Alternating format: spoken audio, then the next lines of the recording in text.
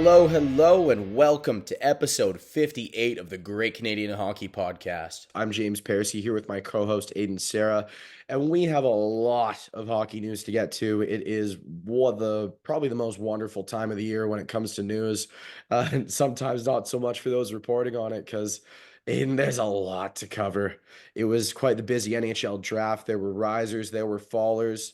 As expected, Macklin Celebrini went first overall, but I might as well check in with my boy here. How are you doing, Aiden? How's summer treating you?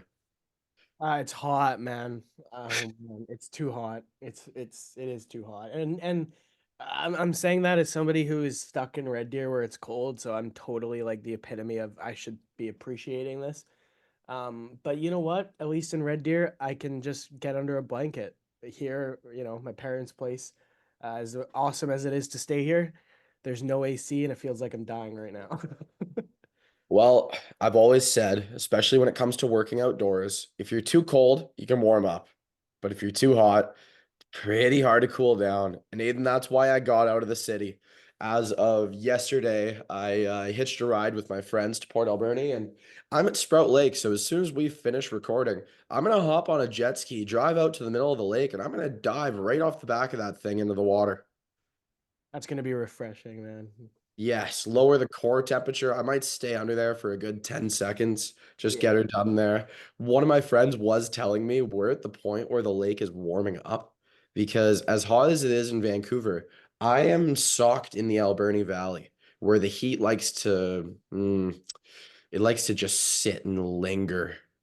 And I want to say it's 35 today. Yeah. Well, enough of us complaining about the heat. We shouldn't complain about our summers too much because it is a bit of a gift here. We do get a little bit of paradise on the West Coast. Do you want to start going NHL draft? Yeah, where do you want to go? Where do you want to start? Well, we knew Celebrini was going first, but a lot of people thought Demidov was going second. Chicago takes Artyom Levshunov at 2. How do you feel about that? How do you feel about them shoring up their blue line? And they've already signed him to an entry-level deal. Yeah, which means he'll more likely than not play in the NHL last year, right? When you see CHLers signed to entry level contracts, they can be signed to an entry level contract and then return to the CHL. You see it all the time. But much like Macklin Celebrini, when Levshinov signed his ELC that made him a professional athlete, which means he's officially no longer eligible to play in the NCAA. So he will not be returning to Michigan State next year. He will either play for the Rockford Ice Hogs or for the Chicago Blackhawks. I got it. Like I totally understand this pick. He's a huge, solid two-way defenseman who has the world of potential. Um, I think Demidov is going to end up being the better player. I thought that Chicago needed another superstar forward more than they needed a superstar defenseman because the way I see it, I think Korchinski's your cornerstone number one there. And I think the rest of their defensive prospects are pretty underrated. Like I don't see a lot of people talking about them, but they do have a really solid group of players there. But it I don't think I don't think they went wrong here, James. Like the Levshinov's a great player, and I totally understand why like the allure of him and Korchinski, a right shot, left shot on the back end for hopefully long term. If you're a Chicago fan, it is alluring. Um, so to me, after Chicago picked Levshinov, then I thought Anaheim had an easy decision to make. Not the case. I thought so as well. And they go and take Beckett Seneca at 3. And Aiden, his reaction was the highlight of the draft for me. I was out for dinner with my friends, and my friends were trying to play the phone game. Then no one touches their phone. First one on their phone has to pay the bill. And I said, I am not putting my phone down and locking it until Demidov gets picked. And here I thought, oh, he's going to go to the Ducks at 3. Yeah, my friends had to wait another 10 minutes. This was too good. And Beckett Seneca, congrats to that kid. He is going to be so good. Yes, I probably would have taken Demidov, but after hearing opinions from a lot of people in the hockey world, I I thought, okay, I need to look further into Seneca. And I really like what I saw. People are saying the kid grew 6 inches in the past year. That is quite the growth spurt. And a lot of people might have a hard time playing up to that frame. Um, People think he's going to fill out and just become a total package player. I've heard the hockey IQ is just off the charts. What do you think about the Seneca pick? I kind of like it for what it's going to be now that I see where he's going to fit in. Yeah, I'm never gonna dunk on a team for picking who they believe is gonna be the best player available. Like, there's that tiny little piece of me that it happens with the U18s too. Sometimes it's the World Juniors where if a player has a really good World Juniors or really good U18s, or even in Seneca's case, really good back half of their draft year, they're gonna rock it up. And I think it can be a little bit of maybe some recency bias, and I think when it comes to a player, you have to take at least their entire draft year as a whole as kind of your sample size. And Seneca, he had a great second half of the season. I don't want to take that away from him, but I would have wanted to see a whole season of this consistently high level from him if I was going to take him third overall. But if Anaheim thinks that what they saw in the back half of the year is just that's what this player has the potential to become, then I have no problem with it. And yeah, he seems like a great kid, and like you said, the hockey IQ was among the best in the draft, so they're getting something special there. Definitely, definitely. I thought it was really cool Scott Niedermayer coming up and making the pick for them as well. I love seeing him do stuff within the Ducks organization. To me, he's just such a pillar of the game. So that was really interesting. Among a lot of other former pros that were able to come be a part of it. But yeah, then Caden Lindstrom goes at 4. This one always felt like the slam dunk to the Blue Jackets. It felt like the Blue Jackets were always going to add the big center in Lindstrom. What do you think he's going to bring to that organization? Yeah, and it's kind of funny, right? Like forever, Columbus, or I guess not forever, right? They've had centers in the past. Pierre-Luc Dubois looked like that cornerstone first line center, but for years now, it's felt like that 1C long term was missing, and then they picked it up last year at Adam Fantilli, and now all of a sudden, like Fantilli Lindstrom as a 1-2 to me has the potential to be scary good. Like, obviously saying Crosby Malkin is not, that's too much to put on these kids. Sidney Crosby's one of the best players of all time, and I don't think anybody, save for maybe Connor Bedard, that's been drafted lately, is gonna come anywhere near him. But you're gonna have you're going to have a very dominant 1-2 center core. And Caden Lindstrom, again, not just what he does on the ice. I've heard nothing but amazing things about this kid off the ice. And let's call a spade a spade. Let's call it how we see it. There's a little bit of that I think had to be a big alert to the Columbus Blue Jackets, because we're in an age of players holding out on their teams more than ever, right? Like, we're just now seeing Rutger McGroarty stiff the Winnipeg Jets, and I've got a lot of thoughts about the the players, and specifically the type of people that pull that. Um, and to me, the Columbus Blue Jackets would have been another one of those teams that should feel like they want to draft kids that are buying into being Blue Jackets. And from every indication, Caden Lindstrom is the kind of person who is going to give his all to whatever team was going to pick him. And I think for the Columbus Blue Jackets, having a guy that, to me, again, from every indication, he's going to have that loyalty built into him. He's a very, very respectable kid, an amazing person from what I've heard. So not only are you getting like a 6'4" center who can skate like he's 5'6", you're getting you're getting quite the human being in your organization as well. Totally. I echo a lot of those same sentiments while explaining the Blue Jackets pick to other people, because I had to explain to a few other people why Demidov wasn't picked by the Jackets, and that was most of the argument. But speaking of Mr. Demidov, Montreal Canadiens at number 5 bring up Celine Dion to make the pick. And that one was pretty cool, because I read that apparently they weren't 100% sure they were going to be able to get her to the Sphere to make the pick. And it was a fairly last minute thing to the point where even some people at the Canadians draft table were surprised when she came up. And yes, she announces potentially a franchise altering pick. Aiden, what can Canadians fans expect from this player? Yeah, I mean, if Montreal fans were upset last year that that Montreal took David Reinbacher instead of Matvey Michkov, I hope they feel a little bit better now because Yeah. they landed the high risk, high reward Russian winger at 5. The risk factors with this kid, like I don't believe in the Russian factor anymore, James. I'm just gonna be very honest about that. I don't think that exists. I think there's an American factor now, but we can get into that another time. But I don't think the Russian factor was a negative here.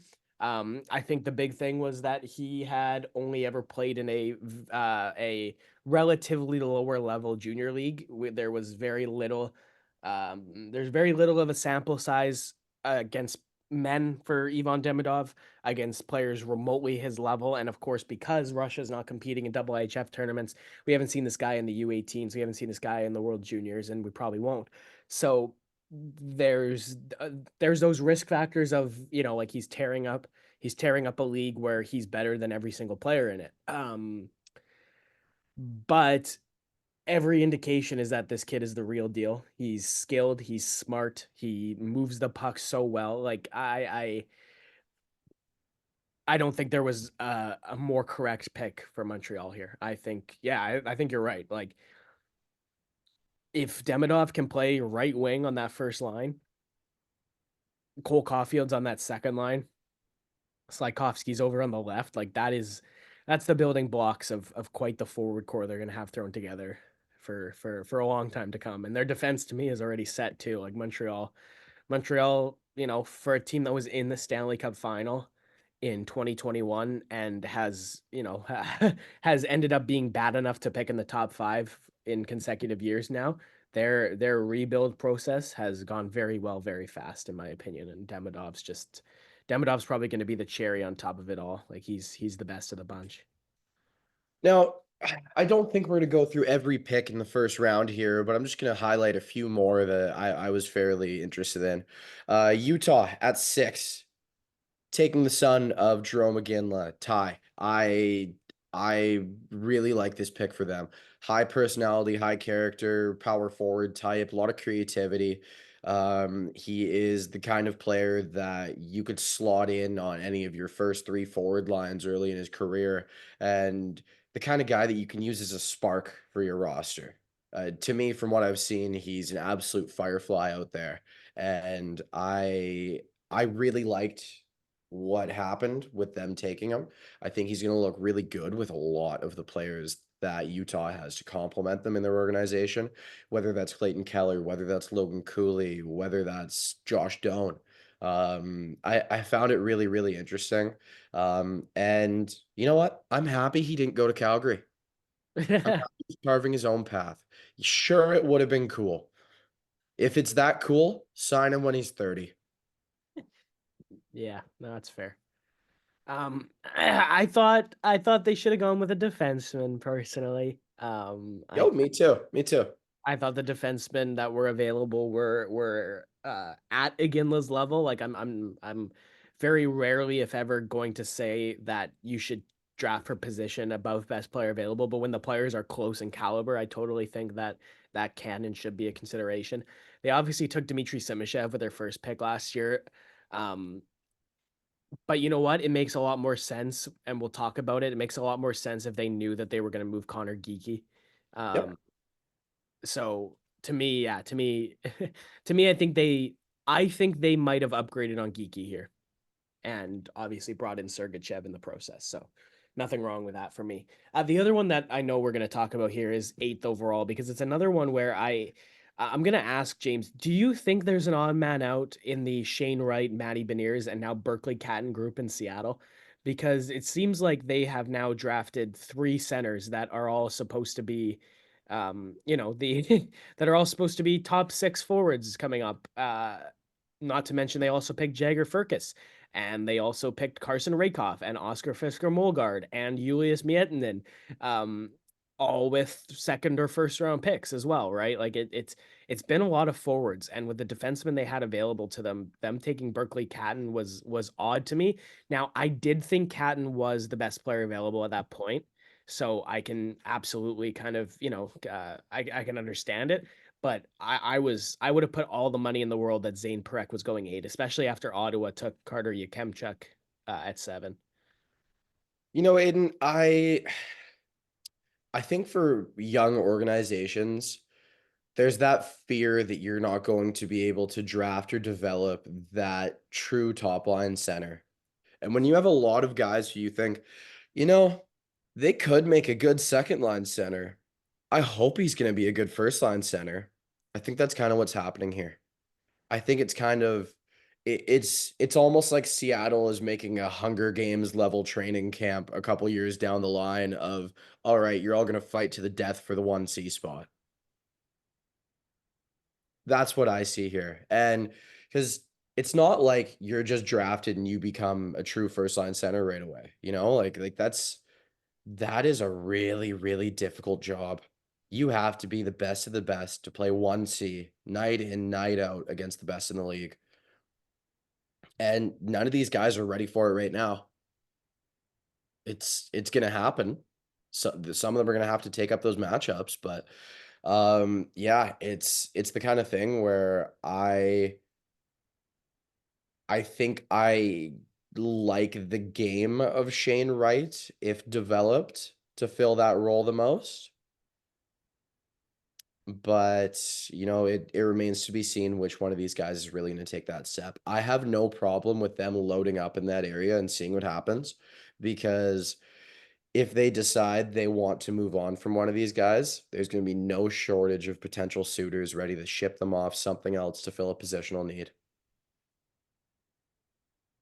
You're right about that, and I do wonder a little bit if they're looking at this down year for Matty Beniers as a little bit deeper than just a sophomore slump. Um, because he looked uninspired last year on the ice. Like he just he for a kid I've never questioned um I've never questioned his floor as a middle six NHLer. Um he didn't look like he wanted to be on the ice a lot. Like a lot of the time I turn on Kraken games, like he he'd go out there, he'd take a shift, he'd go to the bench. It wasn't like he was doing anything especially wrong, but if I wasn't, if I didn't know who he was, I would have I'd have no idea that he was supposed to be their best player. Um Which is hard to do. As a sophomore in the NHL, it's pretty hard to be a team's best player, especially a team that isn't very great. Moving on, I would like to talk about one of my favorite picks in this draft. That's one pick later. That's Calgary taking Zane Parekh. This is a franchise pillar, Aiden. yeah, this This is a is slam. a franchise altering player. He is an absolute slam dunk. To me, I look at him as I gushed about him in our draft preview. To me, he's probably one of the most intelligent players in this draft when it comes to their game, when it comes to how he sees the ice. I don't think there's a better first pass in the draft among defensemen. You can correct me if I'm wrong there. I mean, it's probably debatable. There are a hell of a lot of good defensemen in this draft, but yeah, I love what Calgary did there, because to me, they have a lot of forwards in like guys like Matt Coronado, and guys among his ilk, Yegor Sharangovich, who could really, really benefit from a player like Zane Parekh. I don't think he's going to play next year, might not even play the year after.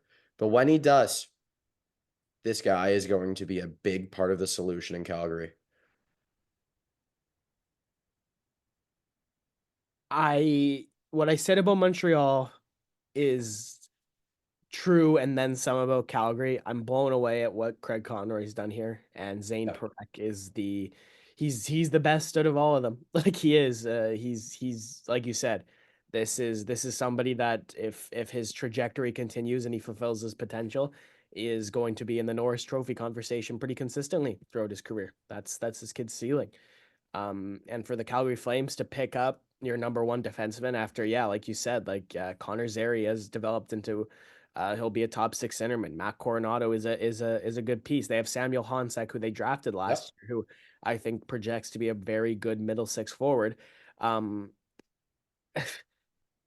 and the rest of this draft for Calgary went so well as well. Like Andrew Basha at 41 is a great pick. Yeah, Henry Moose at 74 is a great pick. Luke Misa at 150 is kind of crazy. I had him in the second round. Like, he's a very highly skilled centerman. He's only 5'10", but he has a lot of upside. Like, I think Calgary hit a home run with this draft in general, and Perek is the best of it.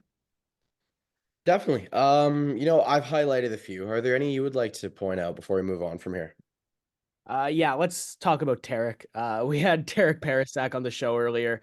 Yeah, as much as Beckett Seneca's reaction was awesome, I loved his face when Washington picked him. Massive congratulations to Tarek. Like he's had such an amazing season, and the fact that he's done this as a WHL rookie is pretty amazing as well. Like we've seen a lot of players come out of U18 prep and you know be projected to light up the league and not. And Tarek, he was on the CSSHL first team All Star last year, but if you weren't really paying attention, I don't know. I don't know how on your radar this kid would have been. And he showed up in Prince George, and he did exactly what he needed to do to be one of the most productive players in the entire league. He had a great season, and he's earned this. And I'm very, very happy he gets to go play in Washington because I think that's a place that's going to treat him well. Definitely, definitely. And like you said, his reaction said the whole thing. It I really, really look forward to watching his career here. It's going to be a lot of fun, and Washington is slowly putting together a lot of solid prospects. Not a lot of A-listers, but a lot of guys who I think can make an impact on the organization, and that just adds to the list. I think he's going to have a great time there, and from what I gather, that's an organization that treats their players very well as well. They very much value relationships with their guys and how they grow within the organization. So I can't really think of a much better place for him to start his career. I got one more for you actually. I know I just said we're gonna go through some that you want to highlight, but I'm gonna fill up some space here. Cole Iserman to the New York Islanders. The New York Islanders are always let's either take the safe pick or let's move on. To me, they went Cole Iserman here and went, all right, screw it. Let's go boomer bust. This guy could be a 40 goal scorer or he could never play an NHL game. We're going to find out. Now, I often question how good the Islanders' development system is when it comes to developing high talent forwards who may not have every dimension to their game. We can think of Josh Hosang, Michael Del Cole, Griffin Reinhart. These are a lot of guys that kind of went through their system for a bit and became not really much of anything. More than Griffin Reinhardt, I think Oliver Wallstrom is Oliver Wahlstrom, yeah, that's a good one. yeah, I think Iserman, like honestly, James, I think it's going to be up to him. Yeah, I agree. That's my 2 cents. Like Mhm. if and it's a little bit. I know it often comes across a little bit short-sighted to say, is he going to want it enough? But I do think that's going to be it for Iserman. Um, he improved parts of his game though, right? Like when when the secret got out that this guy was actually very one-dimensional, he, his coach and the coaching staff of the US development program talked about how he he prioritized other parts of his game to the point where like his effectiveness as a goal scorer was being taken away a little bit because he wanted to round out his game. Um, he's usually a shoot from anywhere player, and that went down a little bit in the second half of the season. I think what the Islanders need to instill into him is to play to his strengths. But as far as being an NHL player goes, I think that's going to be largely in his hands. And it's he's got enough talent that it would be shocking if be shocking if the Islanders don't get a top six forward out of this pick. Definitely, definitely. I know you want to talk a little bit about Riley Patterson. Yeah, because I wanted to give a huge shout out to the Patterson family. Carter and I got to know each other while Carter was playing in the AJHL. I had the pleasure of speaking with their father once at an AJHL game, and um, I've never met Riley, but from what I know about the family, Carter's one of the most dedicated people I met in terms of junior A players. He got his NCAA Div 1 spot near the end of last year. He's going to go play there next year. And Riley, his younger brother, was a Canucks fourth rounder. And coming out of the Barrie Colts, I know Riley, he was a North York Ranger in 22-23, so he had the NCAA route open to him. But I'm glad his choice to go to Barrie worked out the way it did, because now he's in the Canucks organization, and apparently he looks very, very good. I haven't seen too much of Dev Camp, but from what I've heard, he's been one of the better players there. So I just wanted to say congratulations to the family, and I'm very happy for all of them, and yeah, huge shout out to them. All right, Aiden, I've just got one more pick in this draft I wanted to highlight, and that is my Colorado Avalanche taking goaltender Ilya Nabokov at number 38. Aiden, I don't know what you know about this guy, but he was on my radar a bit going into the draft. This season, for Metalurg Magnitogorsk in the KHL, 930 save percentage in 43 games. Then he goes to win the KHL championship and playoffs with a 16-6 record. That includes 4 shutouts, a 182 goals against average, and a 942 save percentage. From what I've read online, the guy carried the team. He was their complete MVP the whole time. And for a Colorado Avalanche organization that is going to need to save money, likely at the goaltending position a couple years down the line, that is a big benefit here. Obviously, he's not going to show up and make an impact this year. He's not going to show up and make an impact next year. But we could be looking at the next great Russian goalie here. And to answer anyone's question, no, he is not related to former Sharks great Evgeny Nabokov. Zero relation, but Ilya Nabokov could start his own legacy in the NHL some years down the line.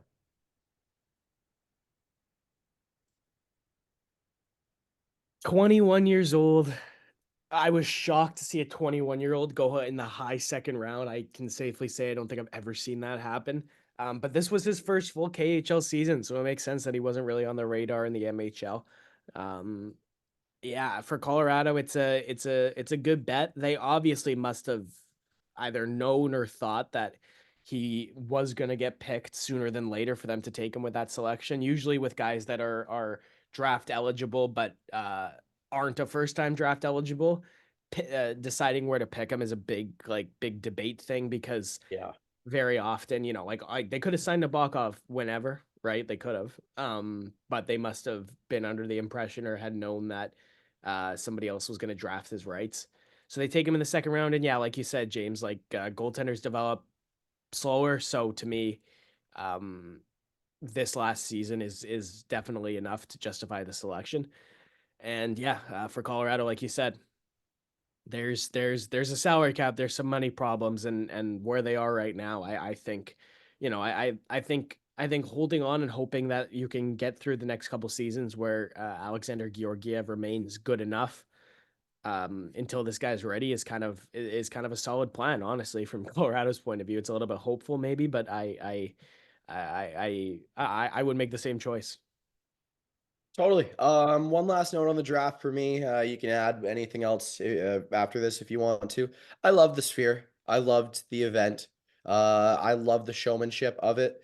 It really told me that we have a lot to offer in the NHL for a presentation like this, a broadcast like this. It can be a lot of fun for the people involved at the event, for the people watching it, and for the people putting it together. I thought there could have been a little bit more creativity going on when it came to as the players are walking up. I thought the graphics, the potential for graphics on all of those screens was ridiculous. but I was reading somewhere, and I can't quite confirm it, but um, teams would have had to pay quite a bit extra to have specific things and videos shown on screen if that's something they had wanted to do, or maybe the NHL would have had to pony up there. I'm not quite able to confirm it, but what I was reading was along those lines. But yeah, if the NHL is able to do the draft at the Sphere again, I think it's going to be great, and I think they can do even more. I think it was a learning experience, and it showed where the bar is for what we can do. And Aiden, moving on from the draft, we had a pretty crazy free agent frenzy. There was a lot of money spent. And I don't know where you want to start here, but I think we should lead off with guys who got extensions because I think that's the easiest way to dole out where this money's been handed out. Okay, yes, but what year was it that like all of the free agents that got signed just flopped? Like Kyle, it was 2016. Kyle Okposo got like a 7x6.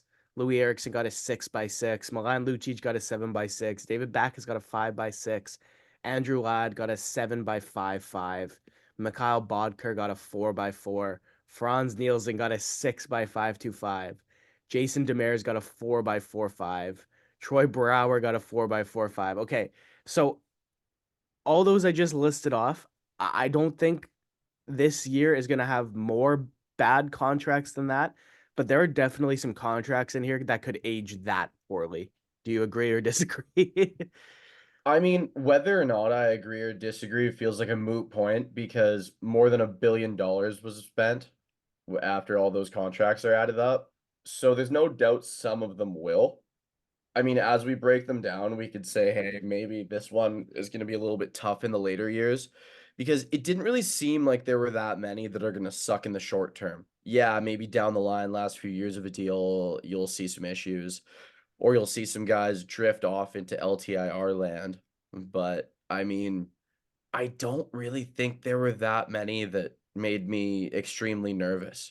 There wasn't a 4-year Eric Goodbranson deal that I'm really worried about, you know? It wasn't that kind of thing. Yeah, I mean the yeah, I mean we'll get to it. We'll get to all of them. Let's kick off with extensions.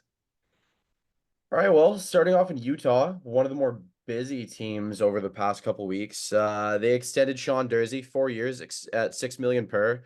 Um, this guy's a horse. He is a really, really solid offensive defenseman. I don't mind him in his own end. Has a little bit of physicality to his game. Plays with a lot of confidence. I like it for Utah. I like it for him. I don't really see a single issue with this deal. Yeah, the Sean Dursey that was coming into last season is not the Sean Dursey that came out of last season. He was really, really good for Arizona last year.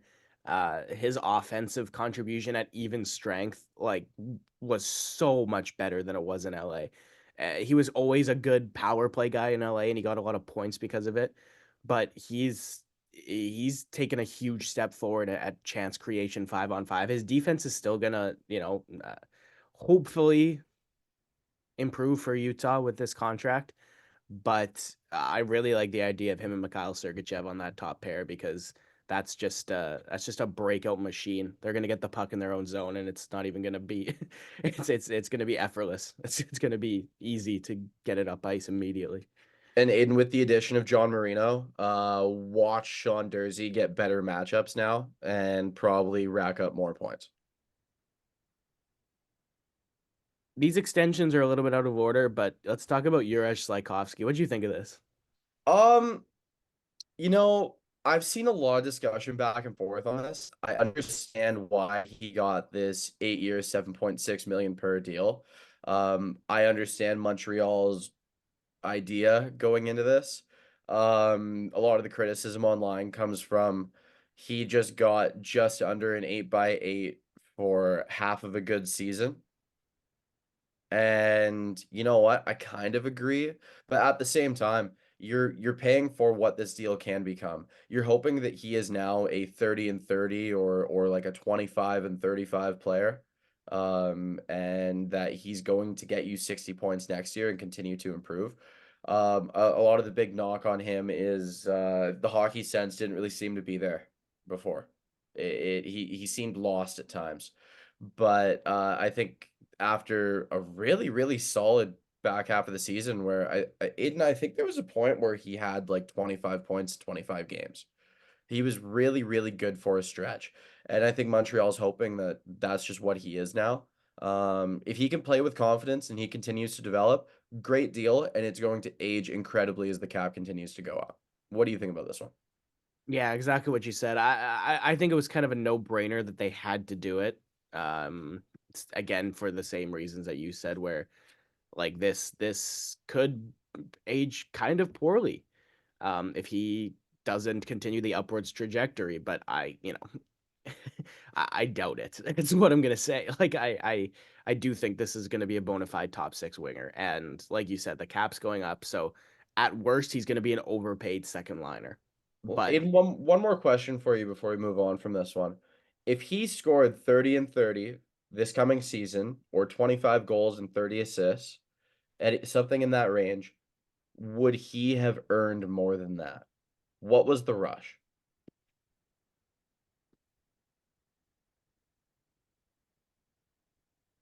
that's a good question. Yeah, that's a good question. I think the worry is he plays a full season with Caulfield and Suzuki. Like James, he only played well for about half the year last year, and he still had 20 goals and 50 points. Yeah, So yeah, yeah, I do think that a good season for Slykovsky, your 30 goals, 30 assists might be a little bit low. So I think the worry is he fills the net on a line with Suzuki and Caulfield, and all of a sudden you have a pending RFA. That's the other thing. He wouldn't have a contract at that point, yeah. and you'd be giving him more money. So I know what you're saying. I just no, I think I think now is the time to do it. Roger that. Well, moving on to Nashville, one of I would say the busiest and most improved team over the last little while, as we've covered and will continue to cover. I think this is going to be a big topic of discussion. They extend a franchise pillar in UC Saros, 8 years at 7.74 million per. Nashville not letting their star goaltender go. Um, I would have a hard time finding anyone around the hockey world to tell you that UC Saros was not worth this money. Would you agree? Yeah, for sure. I mean, and you said it yourself. Like this is this is just absolutely their guy. He's been their guy since Pekka Rinne left. He's been one of the more consistent goalies too. Like I think he brings. I don't think there's a I don't think there's a good thing he doesn't bring to the crease, right? Aside from being an undersized goalie. So I at the end of the day, they're trying to compete, right? I didn't think they should.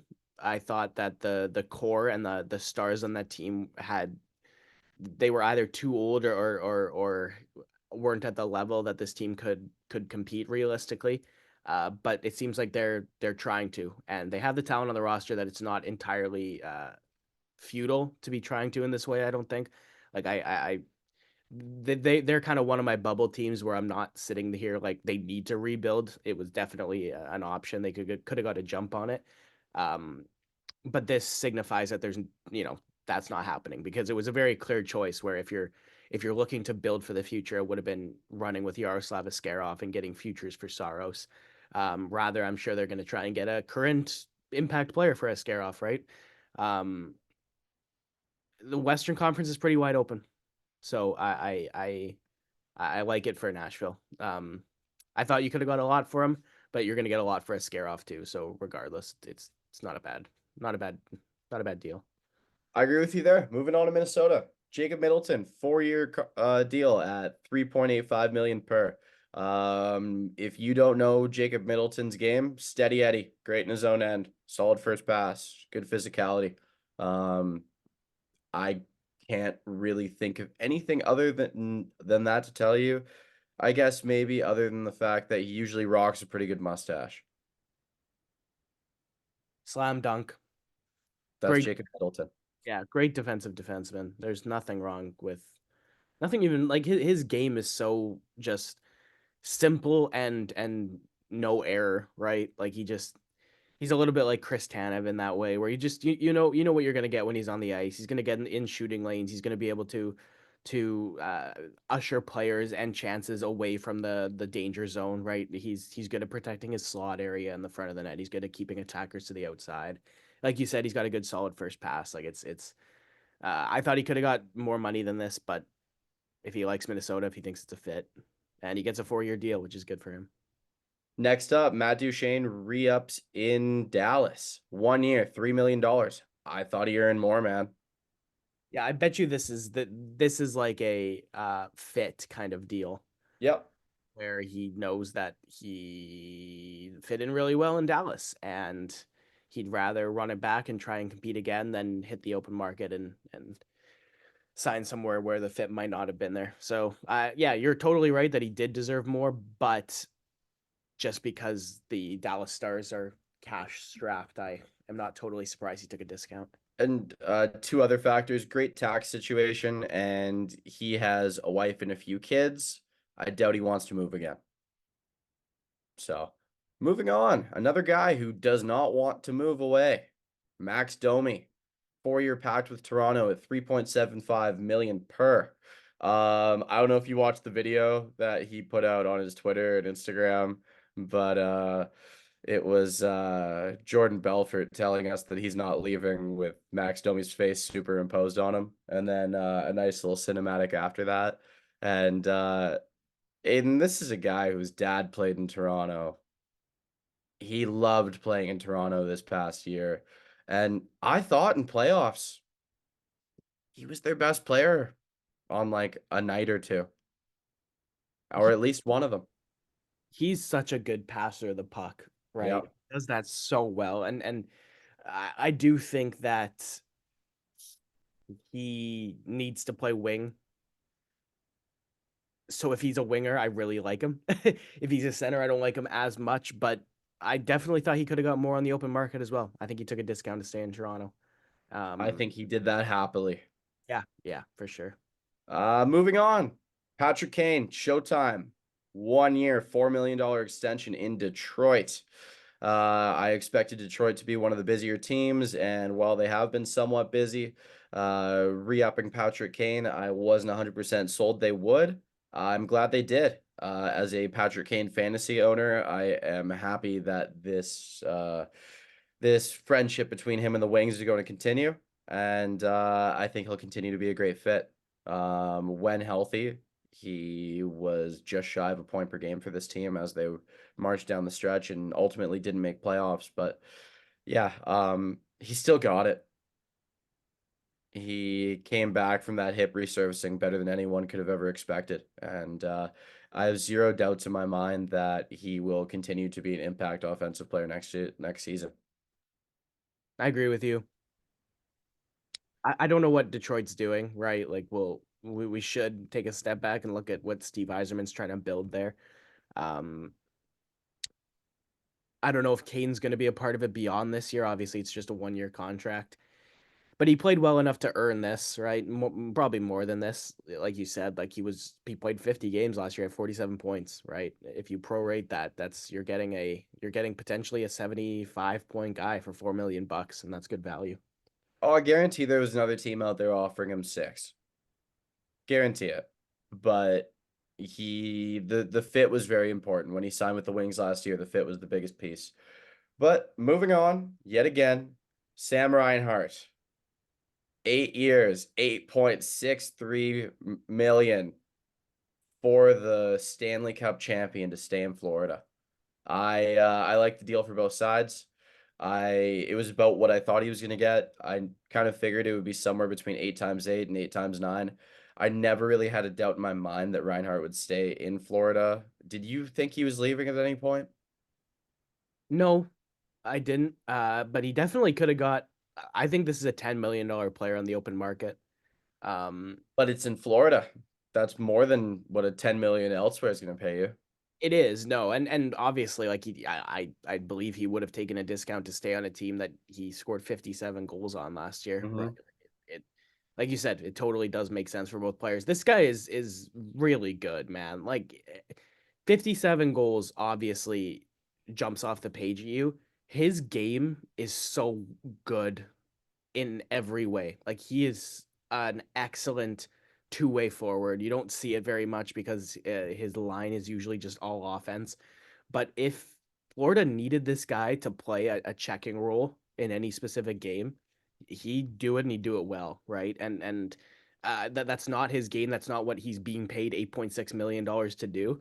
But when you have a guy who scores 57 goals and can do literally anything for your team, like I think you you grab onto him and you hold on to him. I think Florida would have been silly to let him walk in any situation.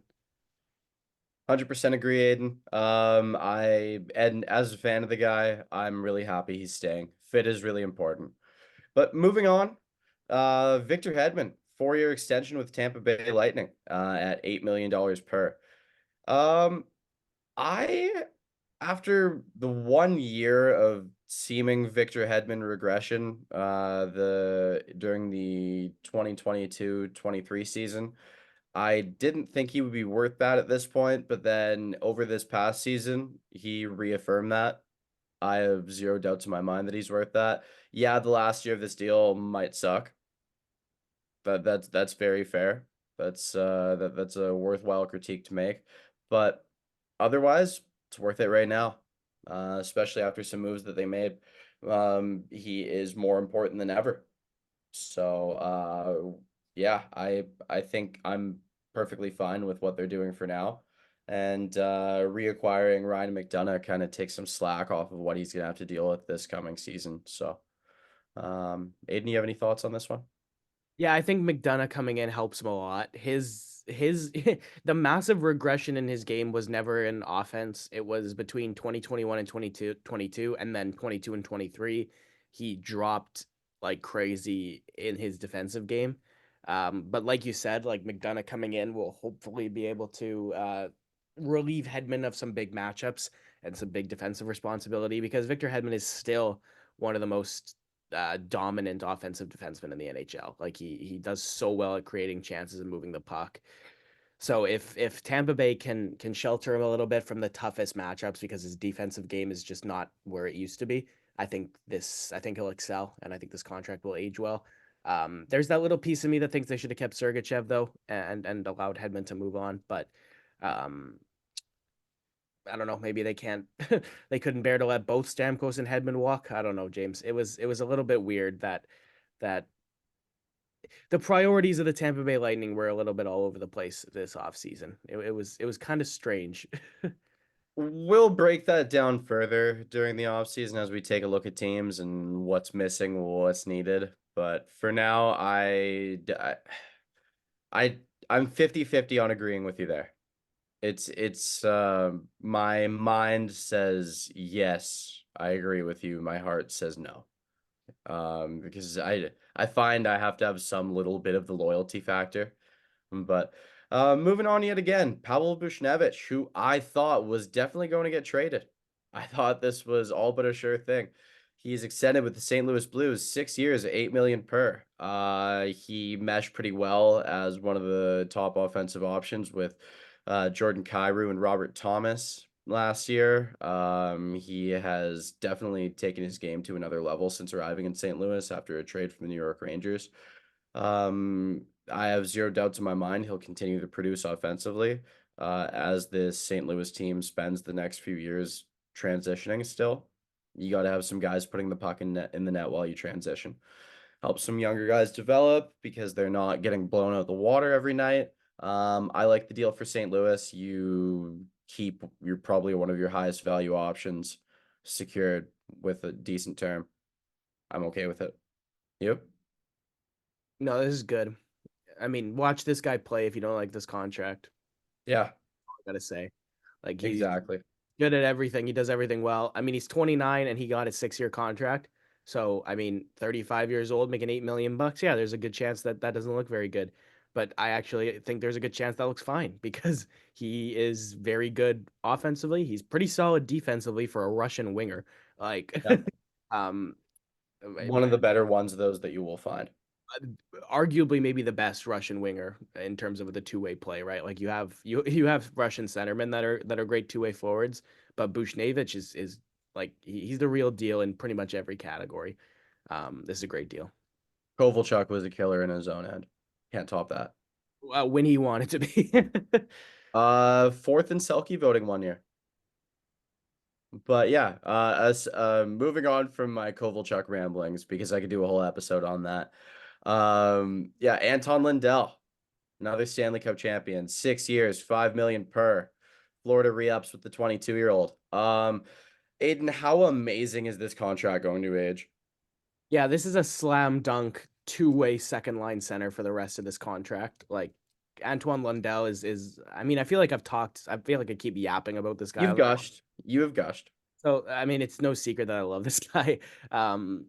He's never really been like a very highly productive player, but it's not really his game, right? Like he's gonna I do think he's gonna be like a 65 point second line center.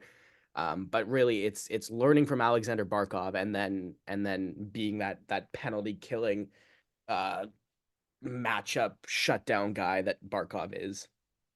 Well, in 1 year, the Bennett Kachuk marriage is going to come to an end, whether that's due to Bennett's regression or leaving. And that is going to be the year that Anton Lindell explodes offensively. Just you wait. It's going to happen. It's not going to be this year. Could be next year. Could be the one after. But it's going to happen. Moving on to Ottawa. Shane Pinto, 2 years, 3.75 million per. I think this is a guy who got what he's worth. I don't have too much else to add. I don't think he's going to get all that much better than he is. I think he's a solid player. I think he's a middle six center with some solid scoring upside who could add a little bit more to his defensive game. I think he has the toolbox for it. I don't have much else to say. I think he could get a little bit better, but he's most likely what he is right now. See, I think if he stays healthy, he has top six upside without a doubt. Like when this guy was at Nodak, he looked special. Like he's a very skilled player. I can totally see his ceiling ending up being like the middle six second power play unit option that is going to get dealt to a contender at the deadline a couple times in his career, right? I think kind of Derek Brassard, except Oh yeah. more talented Derek Brassard is what I'm thinking. Um, but Derek Brassard was pretty talented. yeah, he had some skill. But this is a guy who had a rookie year in 2022-23 where he scored 20 goals, right? Like Yep. that shows that you can play in a top six somewhere. It's just going to be can he can he just execute that? Can he do it? Can he round out his game enough and earn the trust of the coaches enough to be put in those situations? And it's going to be seen, but at least he's got 2 years now to do it. Um, yeah, this is what he was worth. You're right about that. Definitely. Moving on to Calgary. Yegor Sharangovich. This is a very solid move from Craig Conroy. Traded away Tyler Toffoli, added Sharangovich and a draft pick, I believe. Sharangovich is already doing almost everything that Toffoli did in Calgary, and he's now getting paid $5.75 million for the next 5 years. This was a rock solid move. You can't go wrong there. It's the kind of thing where I think Yegor Sharangovich is going to continue to be a top six forward for the Calgary Flames for the duration of this contract. And by the time it's coming to an end, they will probably be decent again. I think Calgary will probably be a bubble team again in 5 years. A bubble team, man. I got to tell you, like the Calgary Flames have earned a lot of admiration from me in the last 6 months because this was an organization that I never really thought they did the right thing in any situation like forever. It just seemed like every decision they made, whether it was obvious at the time it was going to be the wrong decision or it aged really poorly, just wasn't right. But they they did what a lot of teams don't have the stones to do, which is they recognized that a solid team was never going to be able to compete at the level they wanted it to compete at. And instead of trying to tinker with it and retool it to push it towards that level, instead what they've done is they've got as much for these assets as they can, and they are building for the future. And Sharon Govich isn't, he's part of that category because he was acquired for Toffoli, right? That was one of the first moves the Flames made, for trading an older piece of the core in exchange for a younger impact player. And he scored 30 goals last year. So yeah, this contract is great. And no, James, like this is what, 5 years? He's 26 years old. When he's 29, 30, you're gonna see Calgary start to look scary. Like the young players they've accumulated, both in the draft and in exchange for some of their high level players they've traded, is really impressive. And Sharon Govich is gonna be a second line player on this team forever. Like for this whole contract, he's gonna be there. When the puck's not going in for him, it's frustrating to watch him a little bit. Because he starts trying too hard, right? Like he just starts trying to force it. But he's when he's in his pump and when things are going well for him, it's hard to stop him. And the biggest thing about this contract for me, and it's much like I said with Buchnevich in St. Louis, there's got to be someone to put the puck in the net as you're retooling and rebuilding. I don't want your fans looking at the product the San Jose Sharks put on the ice last year. That's not fun. It's not cool. You can still be a complete dog water team that's fighting for a lottery pick and have a fun player or two to watch. Give the fans something interesting. Give them something to be excited about. And right here, you have Yegor Sharangovich.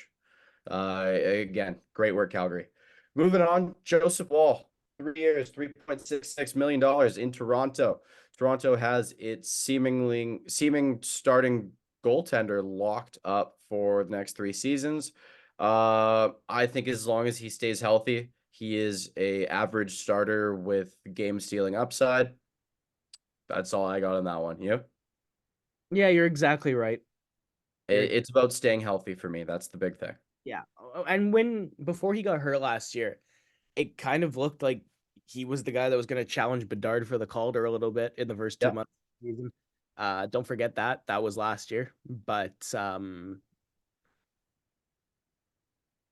it's gonna be injuries and consistency for me, James. It's gonna be how soon can he settle into that starting role and be able to night in, night out churn out good performances. I think it's coming for him though, right? Like if it's not next year, it's the year after. If it's not to start next year, hopefully it's by the end of the season, right? Like I this is a good bet for sure. Definitely. And fans and listeners, mark that down. Aiden has said nothing but good things about Leafs moves so far. Mark Yeah, that we one haven't down. we haven't got to Ekman Larson though, so just wait. Just mark it down and be happy for a minute. Uh, Jacob Slavin, 8 years, 6.46 million per. Um, this is one of the best people on the planet at what he does. He has earned every dollar of this. Jacob Slavin is a top pairing defenseman, and if you only look at stat sheets or if you only know him as a frustrated fantasy owner, um, get out your magnifying glass and start staring at the TV. This guy is unreal. He is one of the best pure two-way defensemen in the game. And Carolina has him locked up. This is a franchise pillar for them. They have Aho up front. They have Slavin at the back. This is how that setup works. Not to mention he's got at least close to the best out of Brent Burns in the last couple seasons as Mm-hmm. well. Brent Burns, who's 39, by the way. And Slavin has, Excellent work, Mr. Burns, at competing this hard at 39, I have to say. yeah, for sure. Slavin's getting the best out of him. James said it. One of the best defensive defensemen in the NHL. If he wanted more money, he could have got it. When I see this contract, my first knee-jerk reaction is, dude, you got to fire your agent because you're probably worth at least James, like borderline, he could have got $15 million more on this contract in total. Like this could have easily been an 8x8, like on the low end if he wasn't taking a hometown discount. But I believe he took less money to stay in Carolina, and I respect that. But this could have been a lot higher. This number. Well, no one else in Carolina, none of their other pending free agents thought that. thought to take less to stay in Carolina. So I'm glad he did. Otherwise, this is not a good team right now. Well, not a great team right now.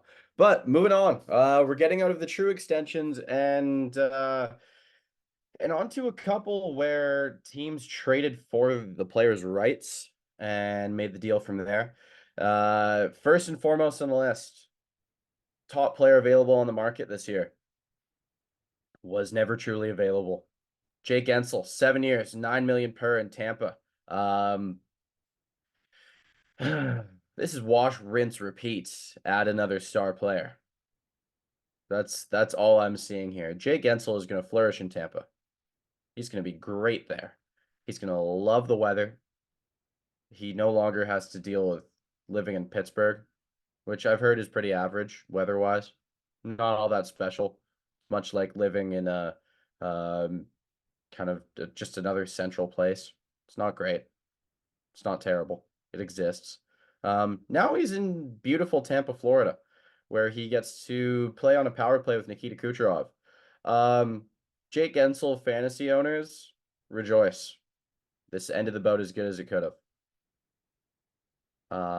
I think he either is going to they'll either stack the first line or they will throw him with Cirelli, which is also a great option.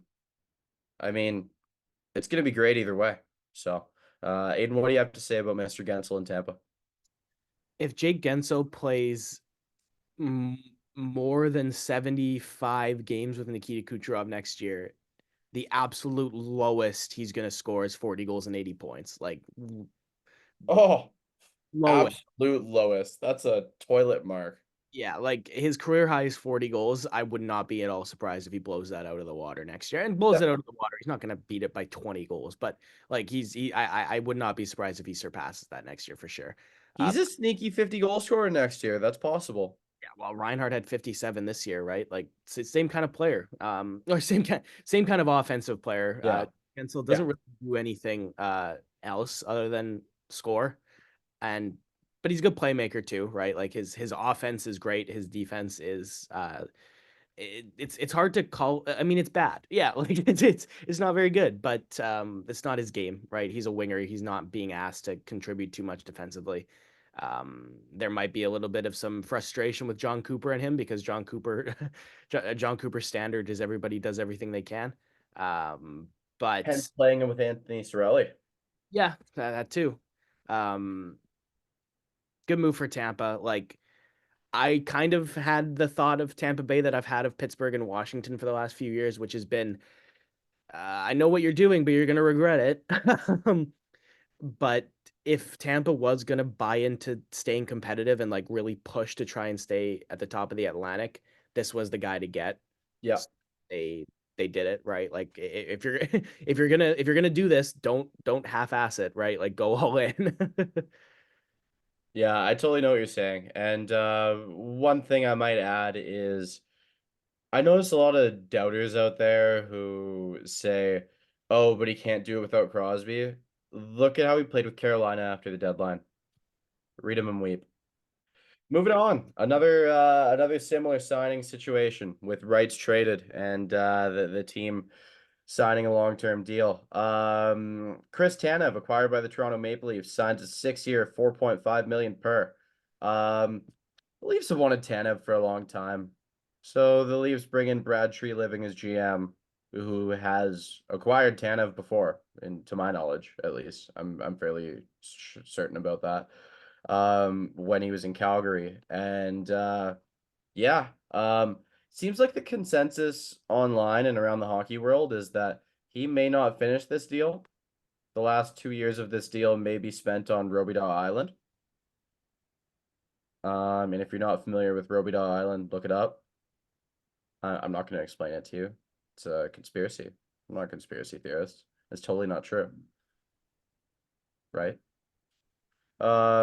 Yeah, I think they get the right-handed defenseman to play PK, to play with Morgan Riley that they've wanted for quite a while.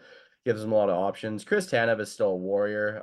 As soon as he was injured playing for Dallas this past playoffs, you saw a completely different Dallas Stars team.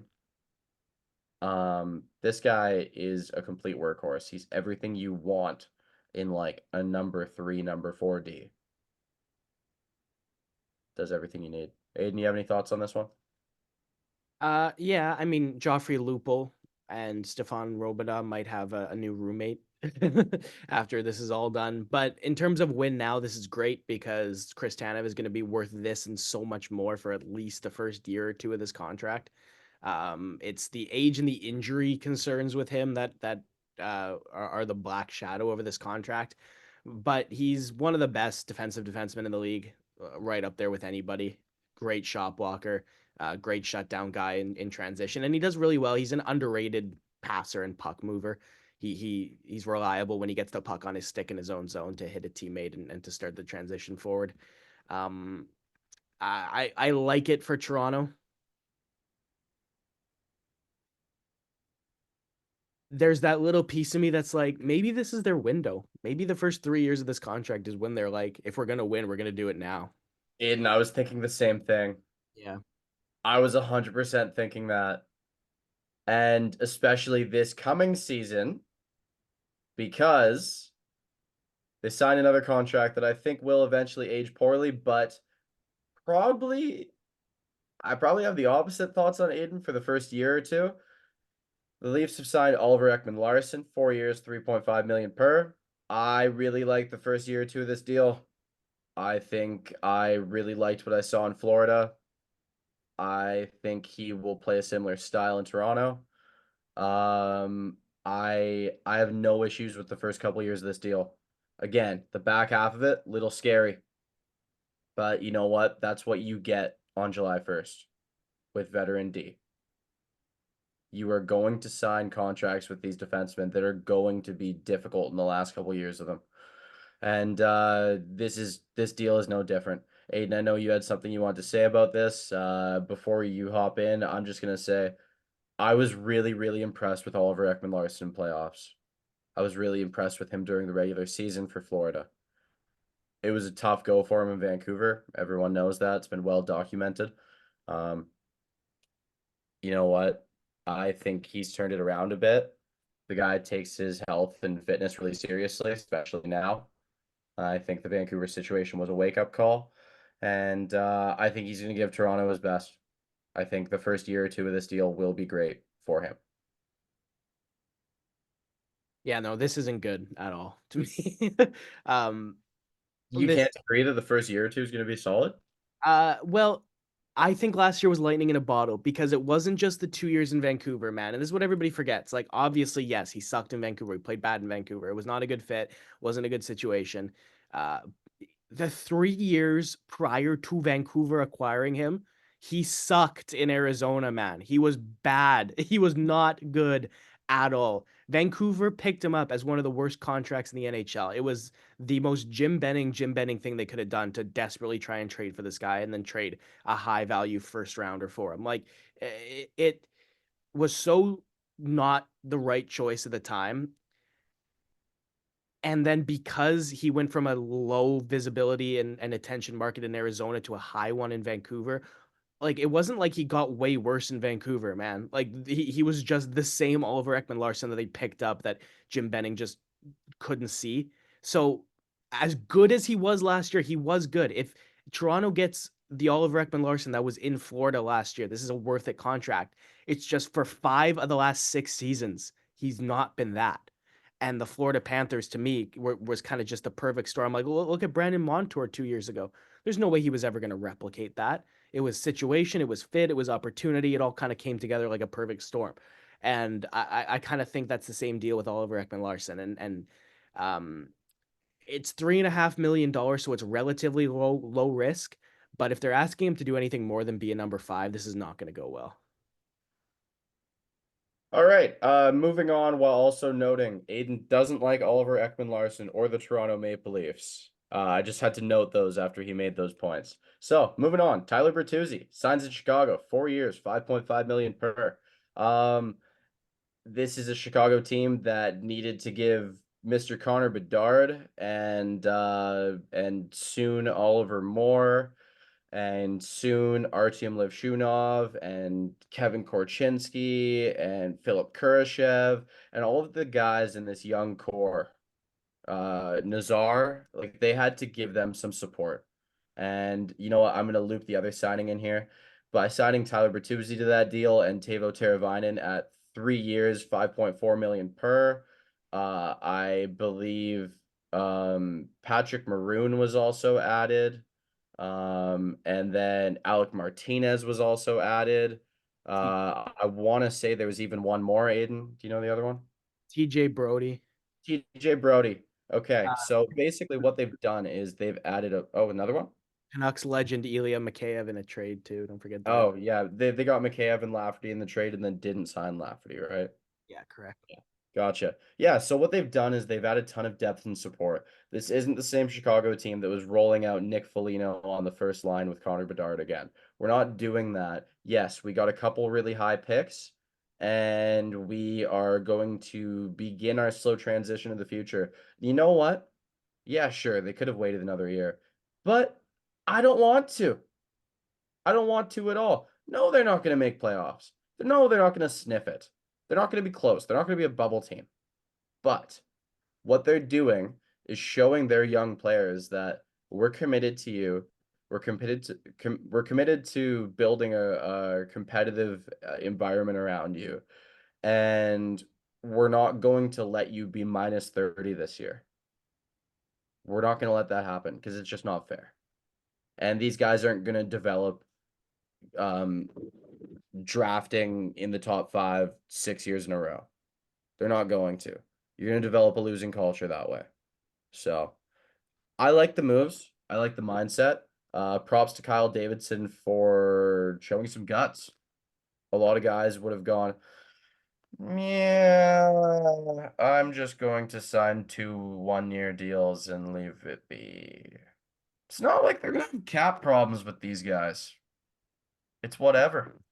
A Bertuzzi and Teravainen, a 4-year and a 3-year. Yeah, you got to sign Bedard in another year. Whatever. It's going to be a lot of money. We know that. It's going to be a boatload of money. We could start talking about that in a year. But I love the moves, love the mindset. Aiden, thoughts? Okay, I completely agree with everything you just said, but I'm going to add one thing to it. The other thing this does is prevents what happened with Lucas Reichel last year because Lucas Reichel is a good hockey player. He's a second round pick, but you know what? Expecting him to be a top line player with Connor Bedard last year Yes. was high expectations. Frank Nazar and Oliver Moore don't need those expectations because they don't need to be that good right off the hop. What this allows Chicago to do is to integrate the young players into different roles instead of just say, all right, well, Frank Nazar and Oliver Moore have to be top 6 forwards because we're screwed if they're not, right? Like you can integrate more as a 3C or a 4C, kind of like what Florida did with Antoine Lundell. Lundell's 22 years old. He was a 10th overall pick. But Florida was able to like introduce him into limited roles and then allow him to earn his movement up the lineup. Uh, that's what this is allowing Chicago to do with their young players. It's a great idea because the pressure is not there for them. The boomer bust kind of mentality that comes with throwing a young guy on the first line isn't there, right? Like and at the end of the day, I have total faith in Nazar and Moore are going to be good players, but Chicago's not going to compete during these, or at least during I think the Teuvo Teravainen contract, maybe at the end of the Bertuzzi one, they could start trying to crack the playoffs. But I think Chicago, the best thing they could do is focus on the development of these young players and continue to draft high. And I don't think Bertuzzi and Teravainen are going to take them out of the top 5 picks, right? Like I don't.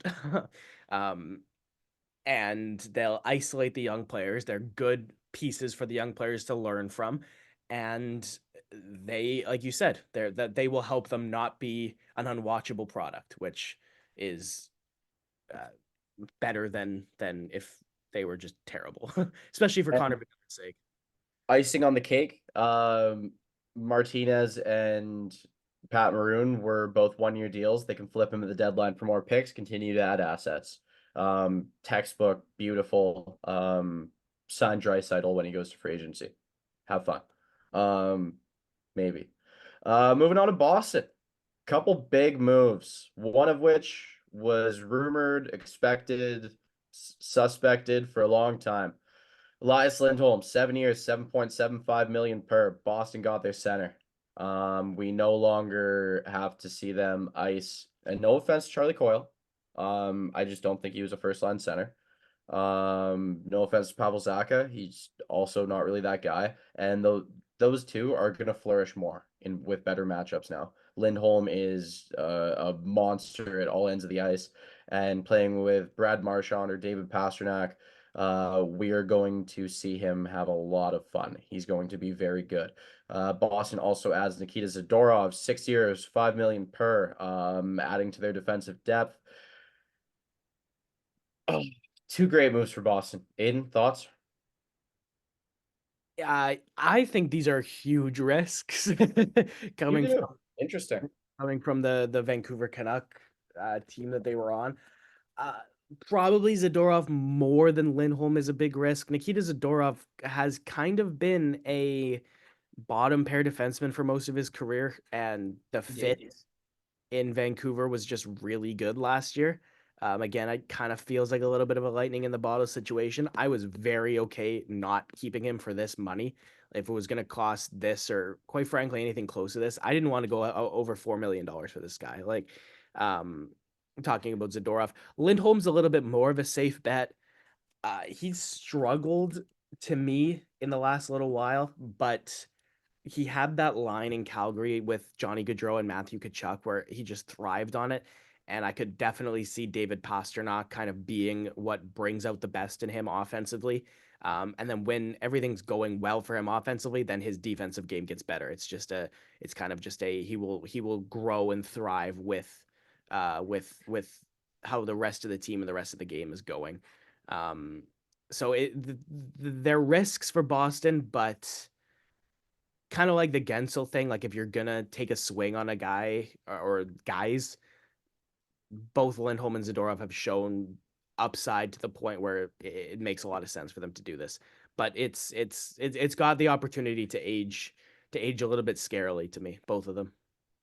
Totally fair points. I love it for now, complementing their core of Swayman, McAvoy, Pasternak, Marchand. I love what it does for them in the short term.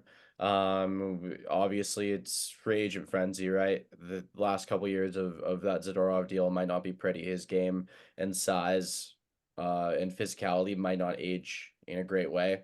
The guy likes banging bodies. And when you're doing that every night, it's not always so easy once you get into your 30s. But yeah, moving on. Nashville, the most active high spender.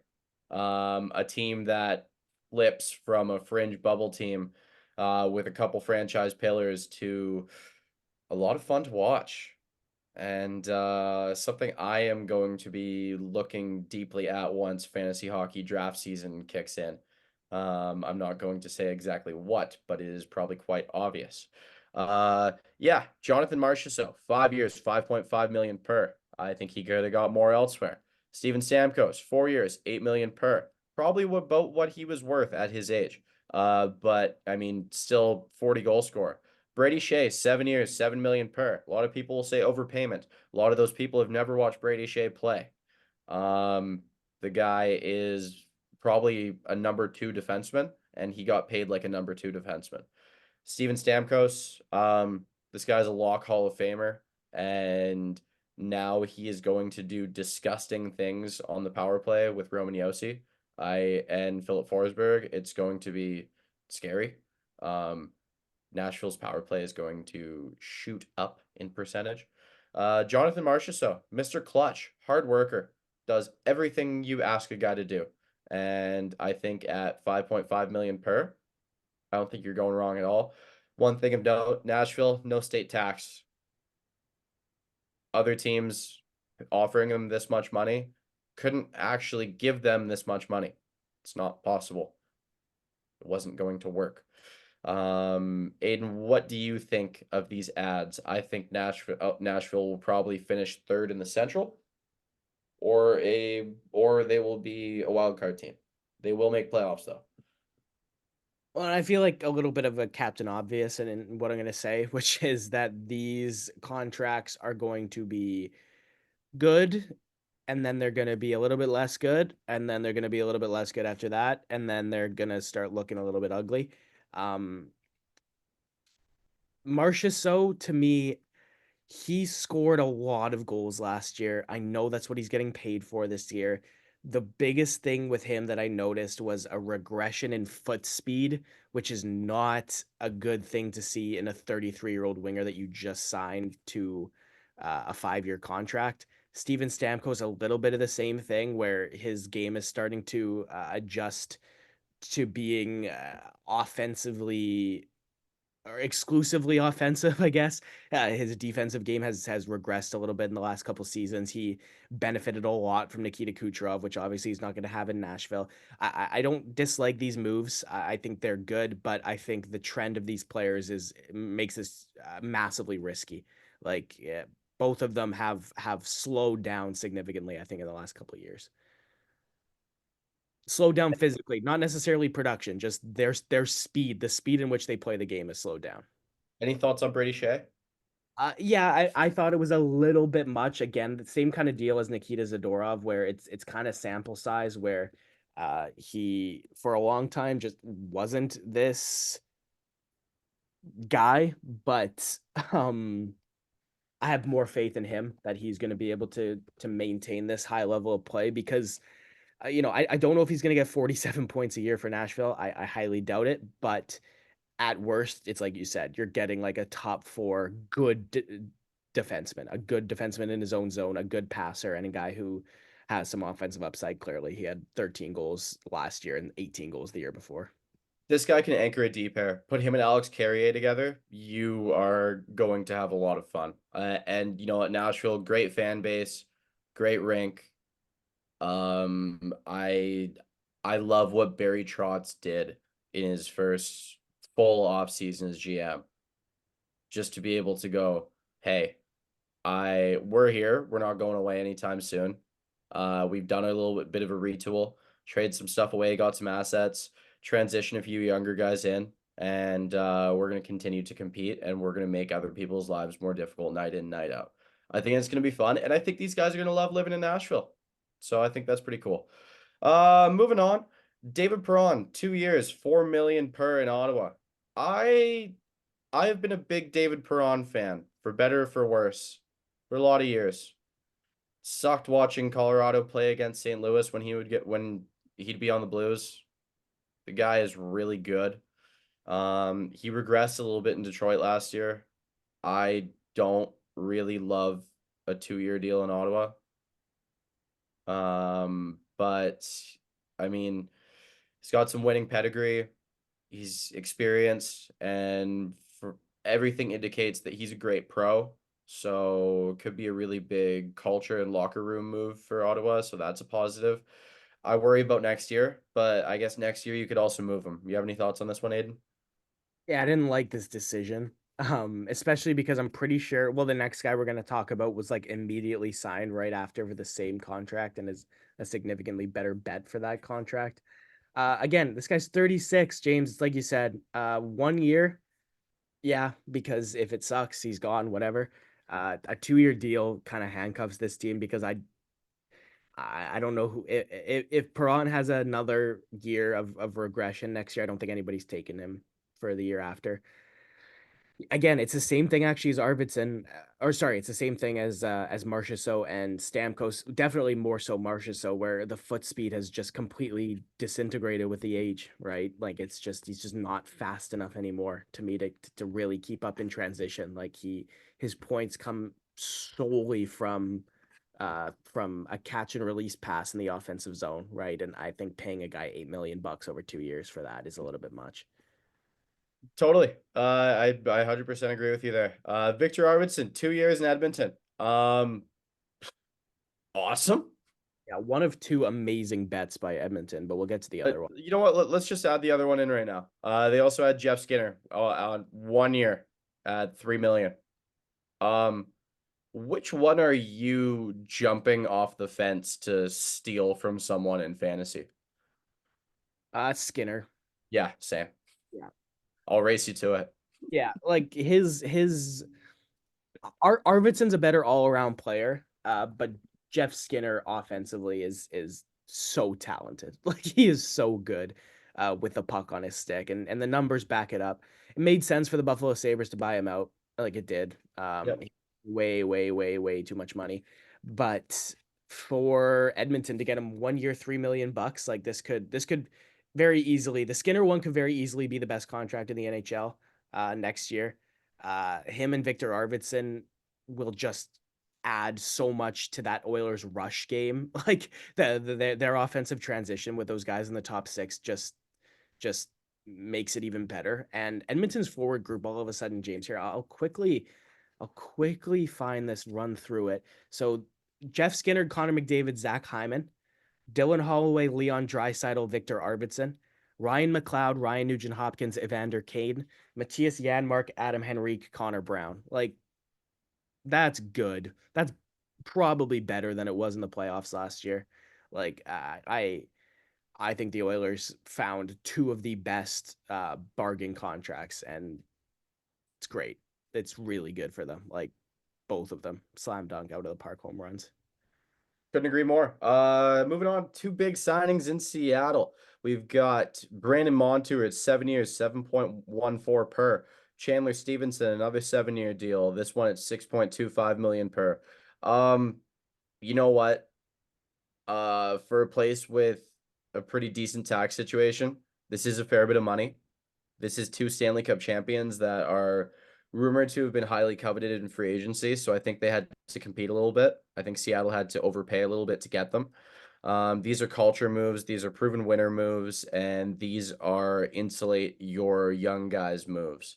In adding Chandler Stevenson, you are giving Matty Beniers and Shane Wright more runway because Stevenson's going to get the hardest matchups here. And then in adding Brandon Montour, you are going to have him or Vince Dunn on the ice. You're going to have Montour playing with Alexiak. You're going to have Vince Dunn playing with Adam Larson. I like that top four. I really do. I like that top four in every way. Yes, the back end of these deals, not going to be pretty. Not going to be pretty at all. But in the meantime, you are insulating your young core. So I like what it's doing for right now with a team that, I don't know, kind of stuck in purgatory. It's not going to age well. I will say that. Aiden, thoughts? If by it's not going to age well, you mean it was horrible 5 seconds after they signed it, you're right. Um, this Aiden, I really like both of these players. I like both of these players. I do. And these guys have earned these contracts. Oh, dude, but Chandler Stevenson especially is gonna be bad. Brandon Montour, at least, again, you're. I kind of look at what's their floor, and how much cheaper could you have got a player like that, like a right shot defenseman with 60-point upside that can anchor a first power play unit. It's hard to come by. So I get the Montour one a little bit more. You're $7 million for 8 years. Chandler Stevenson is a bad contract. It is not a good idea to have done this. When he was scoring at I know he's got 3 years in a row above 50 points. He went 64, 65, 51. But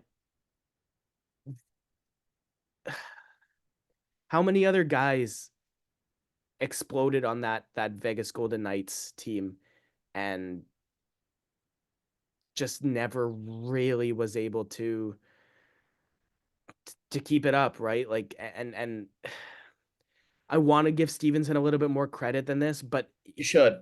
You reg- should. it's probably just because of the regression I saw in him last year.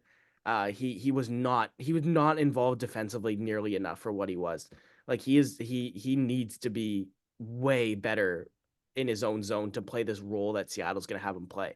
Like I don't think this guy's gonna be their first line center probably from the start, if not like by year two. And so if you have him as a middle six center, and that's at best a middle six, like Berkeley Catton, Shane Wright, and Matty Beniers are all part of this team. And to me, that means that you're going to see this guy for more than half of this contract be the fourth best center on this team. Not to mention, James, the Seattle Kraken, I think to me, Chandler Stevenson can also play left wing. were in the same spot as Chicago, where they had amassed a good prospect cupboard. The best thing they could have done this year was isolate these young players in a way that wasn't going to hinder the team long term. Look at Bertuzzi and Teravainen. Bertuzzi got 4 years. Teravainen got 3 years. I don't understand 7 years for a Chandler Stevenson that in 3 you're going to probably have Shane Wright, Berkeley Catton, and Matty Beniers in this team. Plus, I hope at least one of that Jagger Furcus, Carson Rakoff, Oscar Fisker, Molgard, Edward Shala group of forwards they've drafted, at least one or two of those guys. Like, it doesn't make sense to me to do anything but build your team around those good young players you've accumulated. And I just don't understand. Like James, like 7 years, like Matty Benier, Shane Wright, and Berkeley Catton are all going to have ELCs expire while both these contracts are going on. That's a massive mistake. I mean, the way I see it with the cap going up, you got to spend the money. But yeah, I see your skepticism, but I like it in the meantime, and I also enjoy the versatility of Chandler Stevenson for now. I don't think this one's going to be as much of a nightmare as you're thinking, but it remains to be seen, and I'm excited to watch and find out. But yeah, moving on. Let's switch over to Washington. Matt Royce, 6 years, 5.75 per. I didn't think I liked this one as much as everyone else. And then I started seeing a lot of people give him a lot of credit. And then I went back and reviewed some footage, and I really like the idea of him playing with Rasmus Sandin. And then I think about how in 2 years, 2 to 3 years, Washington is going to be a very, very bad team. And someone's got to make the money. I don't mind it at all after I thought about that. It is what it is. He's going to be a number 4 defenseman for the duration of this contract. They have no reason to get rid of him. It is the whole someone has to make the money fact. He very well could be a first pair defenseman on a bottom 5 to 10 team for 3 or 4 years of this contract. And I think that's what they're going to be paying him to do. Here's a bunch of money. We're probably not going to be very good. Enjoy it. Cheers. That's what it is. He's going to be the Chris Tanev to Quinn Hughes when Hughes was a rookie to Sandin, where he's going to come in, he's going to play, he's going to teach him how to play defense. Because Sandin doesn't do that very well, but Matt Roy does that very, very, very, very well. Like he's a great defensive defenseman, and like on the term, I maybe would have knocked off $1 million, but if this was a 5-year contract, 5.5 would be perfect, right? Like it's close to exactly what he's earned, if not what he's earned. Like this guy's a good player. I understand why the numbers look huge. Oh my God, 5.75 for 7 years. Yeah, that's a lot. But if it's an overpayment, it's not that much of an overpayment, is what I'm saying. Like this is an abhorrent, like, oh my God, they just gave this to a $3 million defenseman. No, like James is right. This guy could easily be a top pair guy. At worst, he's going to be a solid, defensively sound top 4 defenseman who can play 25 minutes a night if you need him to. Yep. Moving on, Sean Monahan, 5 years, 5.5 in Columbus, reuniting with his former line mate and friend. Well, former line mate and also friend. Yeah, that still sounds like I'm saying it wrong. His friend and former line mate. It sounded like I was saying they're not friends anymore. But yeah, Sean Monahan in Columbus, reuniting with Johnny Gaudreau. 5 years, 5.5 per. I am skeptical about this deal. Very much so. But it's a big gamble. If he is what he was last year, or if he is what he was 5 years ago, or if he is close to either of those things. This takes a lot of slack off of Adam Fantilli. And I'm okay with that. I am also looking at this contract as the Columbus Blue Jackets accepting that they don't plan to be great in the next few years, and they're hoping to insulate their Johnny Gaudreau investment in some way. Teams have done this kind of thing in every sport before. Judging by Aiden's smirk on the Zoom call, I know he has nothing good to say about this one, and I don't have a lot either. So I'm gonna say enough said. Sean Monahan seems like a nice guy. I hope it's gonna work out. Aiden, let's talk about Jake DeBrusk signing for 7 years at 5.5 million in Vancouver. What do you Okay, have to say? before we get to DeBrusque, Monahan, what you said about Fantilli, it's going to be the same concept that I talked about with Bertuzzi and Teravainen and with Nazar and Moore is going to apply to Caden Lindstrom and Sean Monahan, Right. uh, Tilly as well. Like it's uh, but aside from that, it's not a good idea. And correct me if I'm wrong, James. The Columbus Blue Jackets are entirely buying into the fallacy of sunk costs with Johnny Gaudreau. Like they literally, based on the mistake that was the Goudreau contract, they have now made multiple more mistakes since then to try and make the Johnny Gaudreau contract look better. Like what they did to their defense last summer was absolutely idiotic. Um, I think this team has so much talent on it, and they're focusing on the wrong thing completely. Like they have a guy who could be a number one defenseman in David Jiricek. They have a guy that could easily be an amazing top four puck mover in Denton Mateychuk. They have Adam Fantilli, Caden Lindstrom, Kent Johnson, Cole Sillinger, Dmitry Voronkov, Yegor Chinahov, all on this forward core. And it's kind of like what I have seen Detroit do with their defense and Simon Edvinsson, where there's an element that you're plugging these ice time spots, and it's okay to isolate these guys, but you can't tell me that because they're investing $15 million into Johnny Gaudreau and Sean Monahan, that even if Fantilli, Lindstrom, Voronkov, all those guys earn the first line spots, it's kind of like what I saw happening with Louis Erickson in Vancouver, where it just looks bad to have your $6 million player on the fourth line. Like, and uh, Joseph Wall was kind of the same thing in Detroit last year. Jake Wallman, where they weren't playing very well, but they were being paid too much money to healthy scratch them in favor of Simon Edvinsson, right? And I I just think Columbus is literally just continuing to dig themselves into this hole. And it's almost like the rope being given to them in the hole for them to pull themselves up is all these young players, and all they have to do is leave Johnny Gaudreau and Sean Monahan behind, or leave the Johnny Gaudreau contract behind, leave the Ivan Provorov trade, like just get as much out of those assets as you can and focus on building this team for the future. And I don't know why they're not doing that. Like it is because man, Fantilli and Lindstrom is so good. That is an amazing top two center combo. Denton Mateychuk and David Jiricek is so good, but they just are focusing on the wrong thing. And it is so much wasted potential that's going to go on there if this continues. But Jake DeBrusk in Vancouver, they wanted Jake Gensel bad. They needed a top six winger bad because Elias Pettersson did not play nearly well enough down the stretch. But I really like DeBrusk.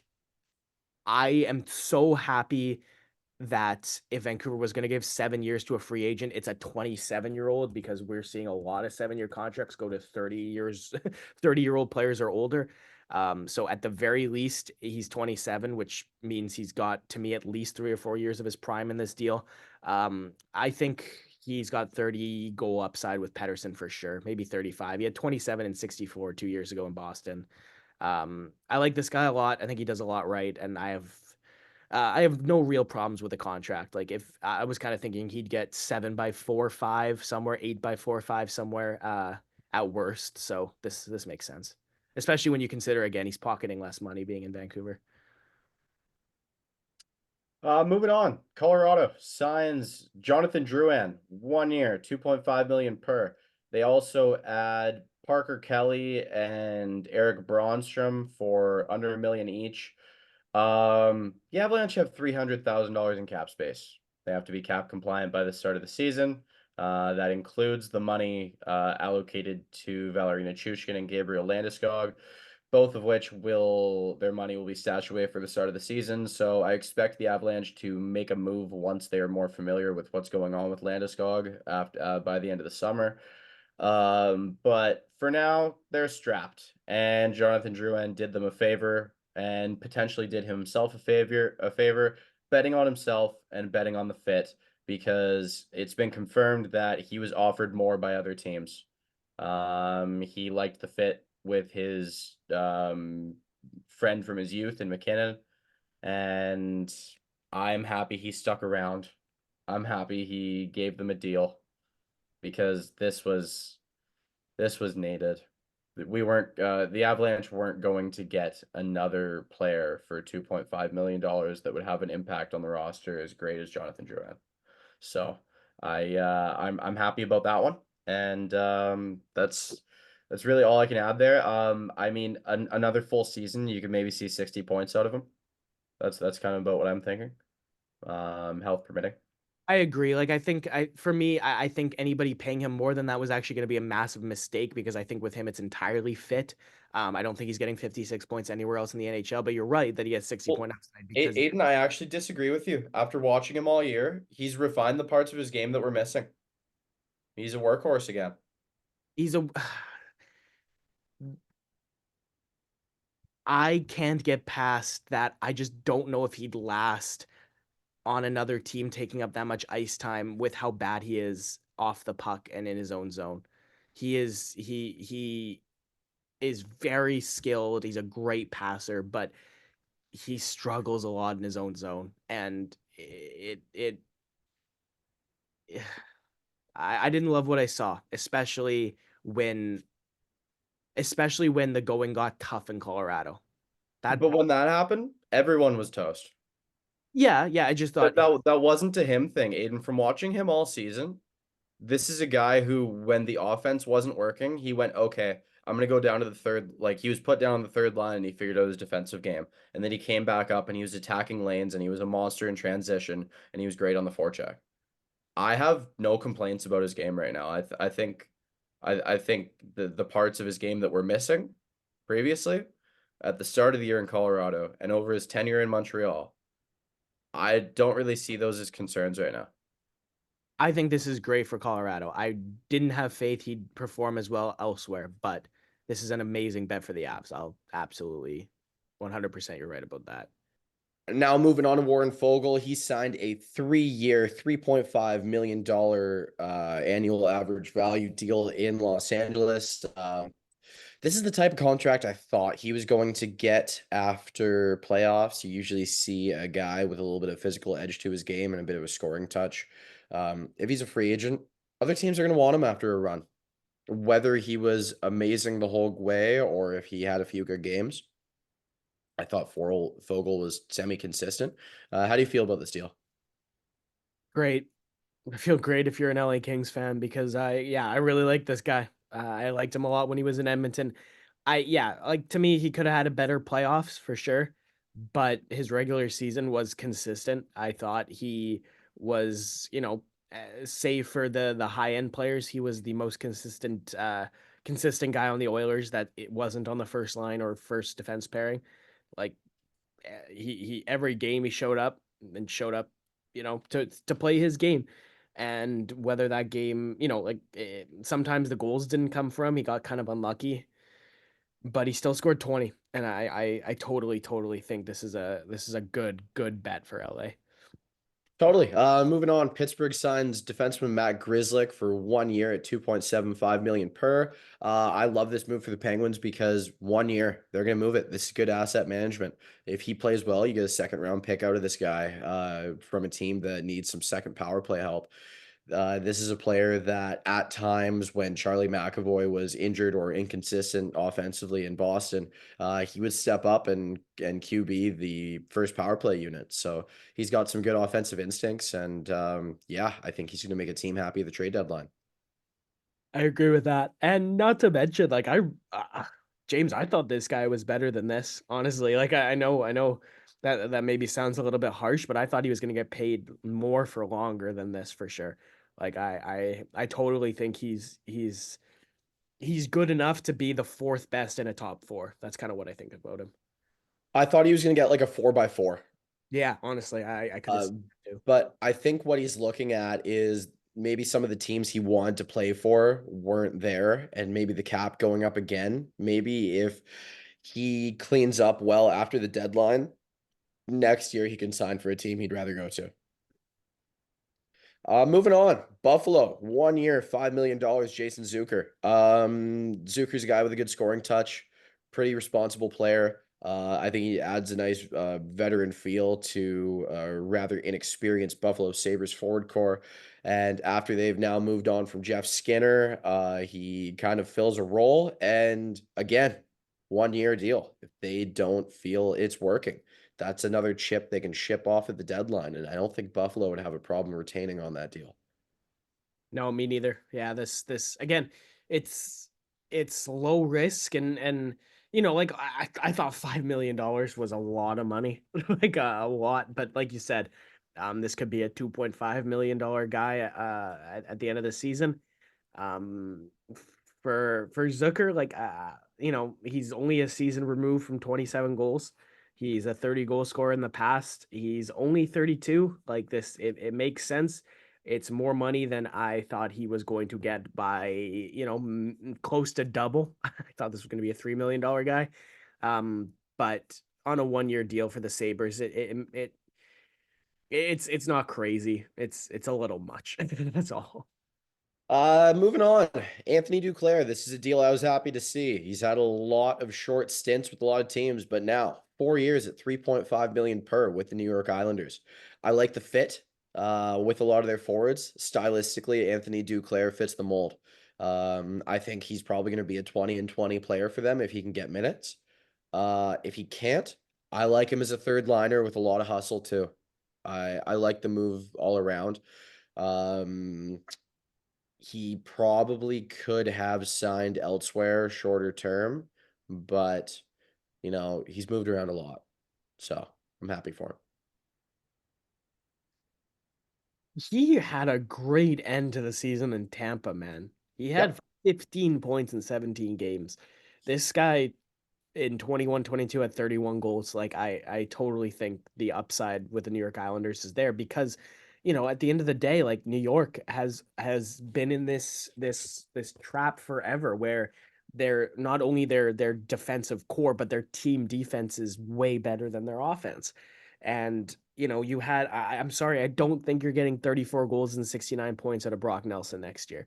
Not to say that I don't think he's capable of it, but he's 32 and it's a player who was never the fastest to begin with, getting older. And he puts the puck in the net on the power play. He's a very good. He's a great finisher. Like his finishing efficiency is so good. When he gets a chance, he buries it, and I respect him a lot. But maybe if it's not Brock Nelson that regresses, I don't think they get 30 goals out of 33-year-old Kyle Palmieri next year either. This is a guy that in every season with the Islanders has scored at a way, way lower clip than this.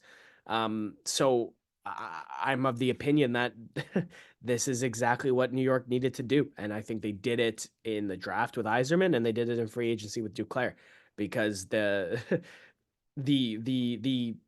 like Kyle Palmieri at 30 goals last year totally outperformed expectations or anything that he's going to be able to do again at his age, right? Like um so to recognize that and now try and find those goals elsewhere on a $3.5 million guy who has proven in the past that he can score at that clip and is still relatively young, like I'll take it. Moving on, a trio of signings in New Jersey. The Devils pick up Brett Pesce, 6 years at 5.5 million per. Brendan Dillon, 3 years at 4 million per, and Stefan Nason at 3 years at 2.75 million per. I love Pesce. I'm not so sold on the others. Nason was nice at times, filling in on the power play for the Carolina Hurricanes when other guys were injured or underperforming. He's a very versatile winger.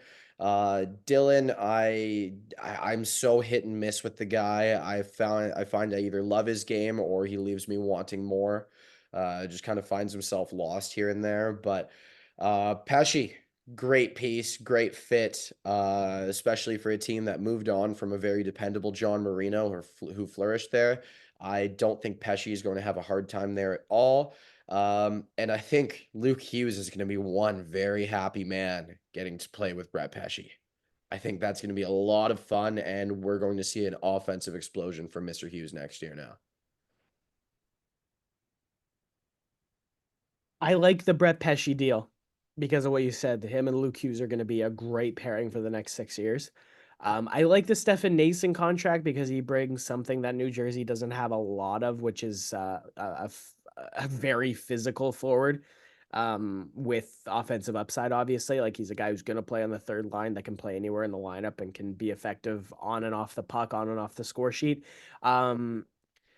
Listen, James, like, maybe the thinking with Brendan Dillon is you want Simon Nemec to have a long-term partner on the third pair, or at least a partner for 3 years on the third pair.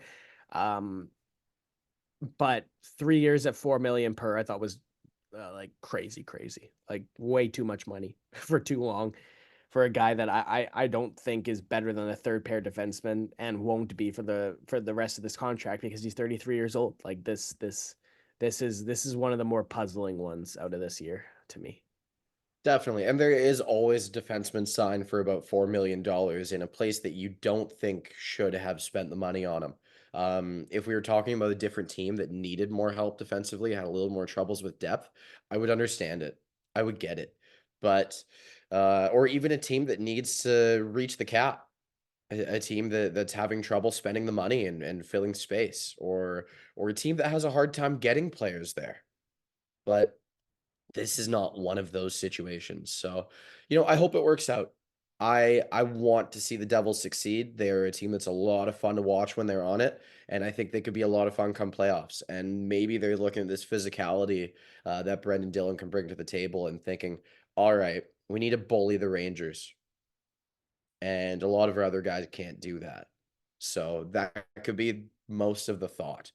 Moving on, San Jose signs Alexander Venberg, 2 years of 5 million per. He's a stopgap. He is getting paid for 2 years at a little more than he's probably worth, so that whichever one of their young centers isn't ready for the spotlight and for this responsibility doesn't have to. Yeah, he's going to be a very solid player for them for the next 1.7 years. And then Yeah. and then at the end of his last season in 2026, he's going to be traded at 50% retention for a nice couple draft picks or a roster player or something. Until then, like you said, he's going to provide depth and isolation for Will Smith and Macklin Celebrini. Very simple. Did he get overpaid? He did. But it doesn't really matter because San Jose has the money to spend. They need to get to the cap floor, and I think the term on this guy was better than, maybe if they had gone out and signed, say, Sean Monahan, who got 5 years at 5.5 from Columbus without any real rationale to that. Now, former Edmonton Oilers defenseman Vinny Desharnais is getting paid $2 million per for 2 years in Vancouver. I am so hit and miss with this guy, but I like adding the size on Vancouver's blue line there. I think he's going to play solid there in Rick Tocchet's system. Um, I think there is potentially another team out there that would have been willing to pay him more, but I think he was willing to bet on fit and willing to bet on a team that likes him stylistically. Yeah, Vancouver's penalty kill needed help last year. He's going to help with that. What frustrates me about Desharnais is that he has looked very, very good when the games mean the least, and he looks very, very shaky when the games mean the most. So hopefully he can remedy that in Vancouver, because at best he looked like a guy that wasn't out of place in Edmonton's top four, but at worst he was not an NHLer in Edmonton. So hopefully in Vancouver, because all they're gonna realistically, or all they should be asking him to do, is to be a third pair right shot defenseman who kills penalties and makes as few mistakes as possible. I think he can do that, and I think the contract for a player who can do that is good. Definitely. Moving on. Another defenseman, Sean Walker, signs for 5 years in Carolina at 3.6 million per. I love the deal for both sides, Aiden. I'm a big fan of Sean Walker after what I saw in Colorado. Yes, he can be a little streaky at times, but the guy has what I kind of call semi game breaking ability. He can pull a play out of trouble and turn it into something very fun, fancy, and potentially effective. And then he is reliable most of the time. I like what he brings to the table. I really, really like him stylistically in Carolina. I think Rod Brind'Amour is going to have a lot of fun using his versatility. And I think the Hurricanes forwards are going to really like what he brings to the table. Is he going to fill Brett Pesce's shoes? No. Different player. Very different player. Is he going to bring something else useful to the table? Yes, and a lot of it.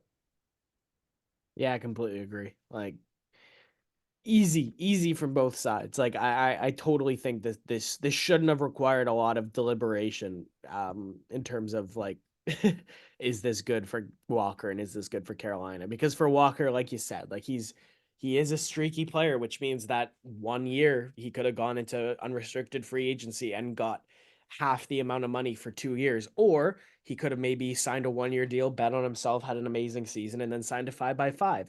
But I think I think this was the best thing he could have done, because Carolina is another team that defensemen seem to succeed in, right? Like Jalen Chatfield, I would not have said Jalen Chatfield was going to be an NHLer when I saw him in Vancouver, but he has excelled like crazy in Carolina, and I think Sean Walker's going to fit that profile as well, where um, like he'll look like he'll look like one caliber of defenseman on one team, and then he's going to look a lot better on Carolina. I think as good as this guy was last year, I think he's going to look even better, at least for the first couple of years of this contract. Well, he's still, he's still got that he can still play at that pace. Totally. Ilya Lyubushkin, 3 years, 3.25 per in Dallas. I think this is another fit. I think this is another guy who fits the mold. Dallas has bought out Ryan Suter, I believe. And depth is required. They've lost Chris Tanev. Uh, Depth and grit is now required.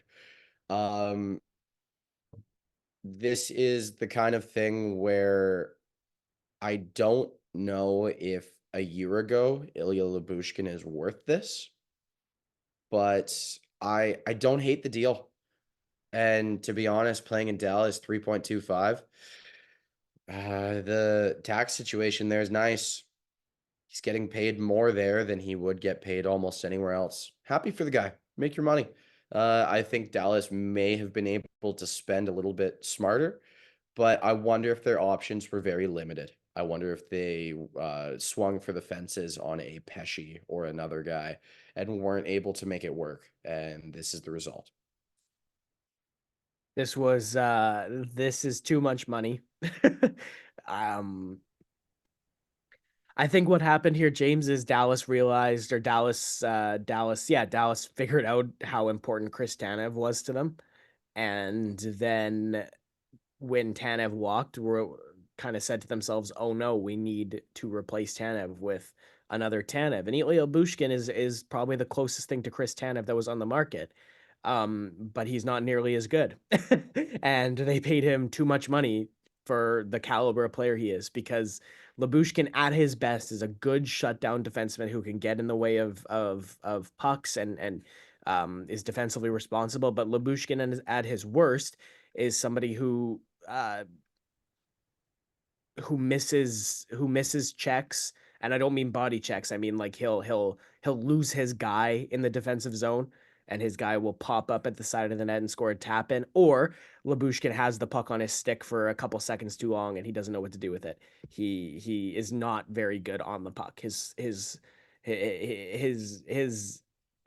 offensive upside and his puck moving ability is gone when he gets put under pressure. So for that reason, I don't really see him excelling in any more than a bottom pair role, and I think this is too much to pay for a bottom pair defenseman. Yes, a lot of people will agree with you, and hopefully he proves us wrong. I want to cheer for the guy to do well, but yeah, hopefully we're proven wrong here. Next up, Tyler Toffoli signs with the San Jose Sharks, 4 years at $6 million per. I was a little bit puzzled when I first saw this one. I thought he was going to go try and compete somewhere. Part of me thought that he was going to end up back in LA. I had a weird feeling, but I was close geographically, not close paper-wise. I really, really like this deal for the Sharks. From all accounts, Tyler Toffoli is a great pro. He is, from all accounts on the score sheet, a great player. And someone has to be good on the wing in San Jose. There has to be a very effective scoring winger who has a lot of responsibility and accountability in his game that these young centers will have the opportunity to play with if they win that 1C spot, if they win that 2C spot. There has to be something that is going to make them continually add confidence to their game, and that something is Tyler Toffoli. Thoughts, Aiden? Yeah, the San Jose Sharks are going to put together a perfect line of Will Smith with Tyler Toffoli and William Eklund. That's my thoughts. And That's fun. yeah, That's a and fun line. I think that Toffoli will benefit Eklund and Smith and Celebrini and Chernyshov and Musty and Beasted, right? Like I totally think his presence is going to do a lot of good for everybody around him. Like I said, like we've talked about it already on this episode, these young players should be insulated. You're going to have Alexander Venberg to do that, and now you're going to have Tyler Toffoli to do that.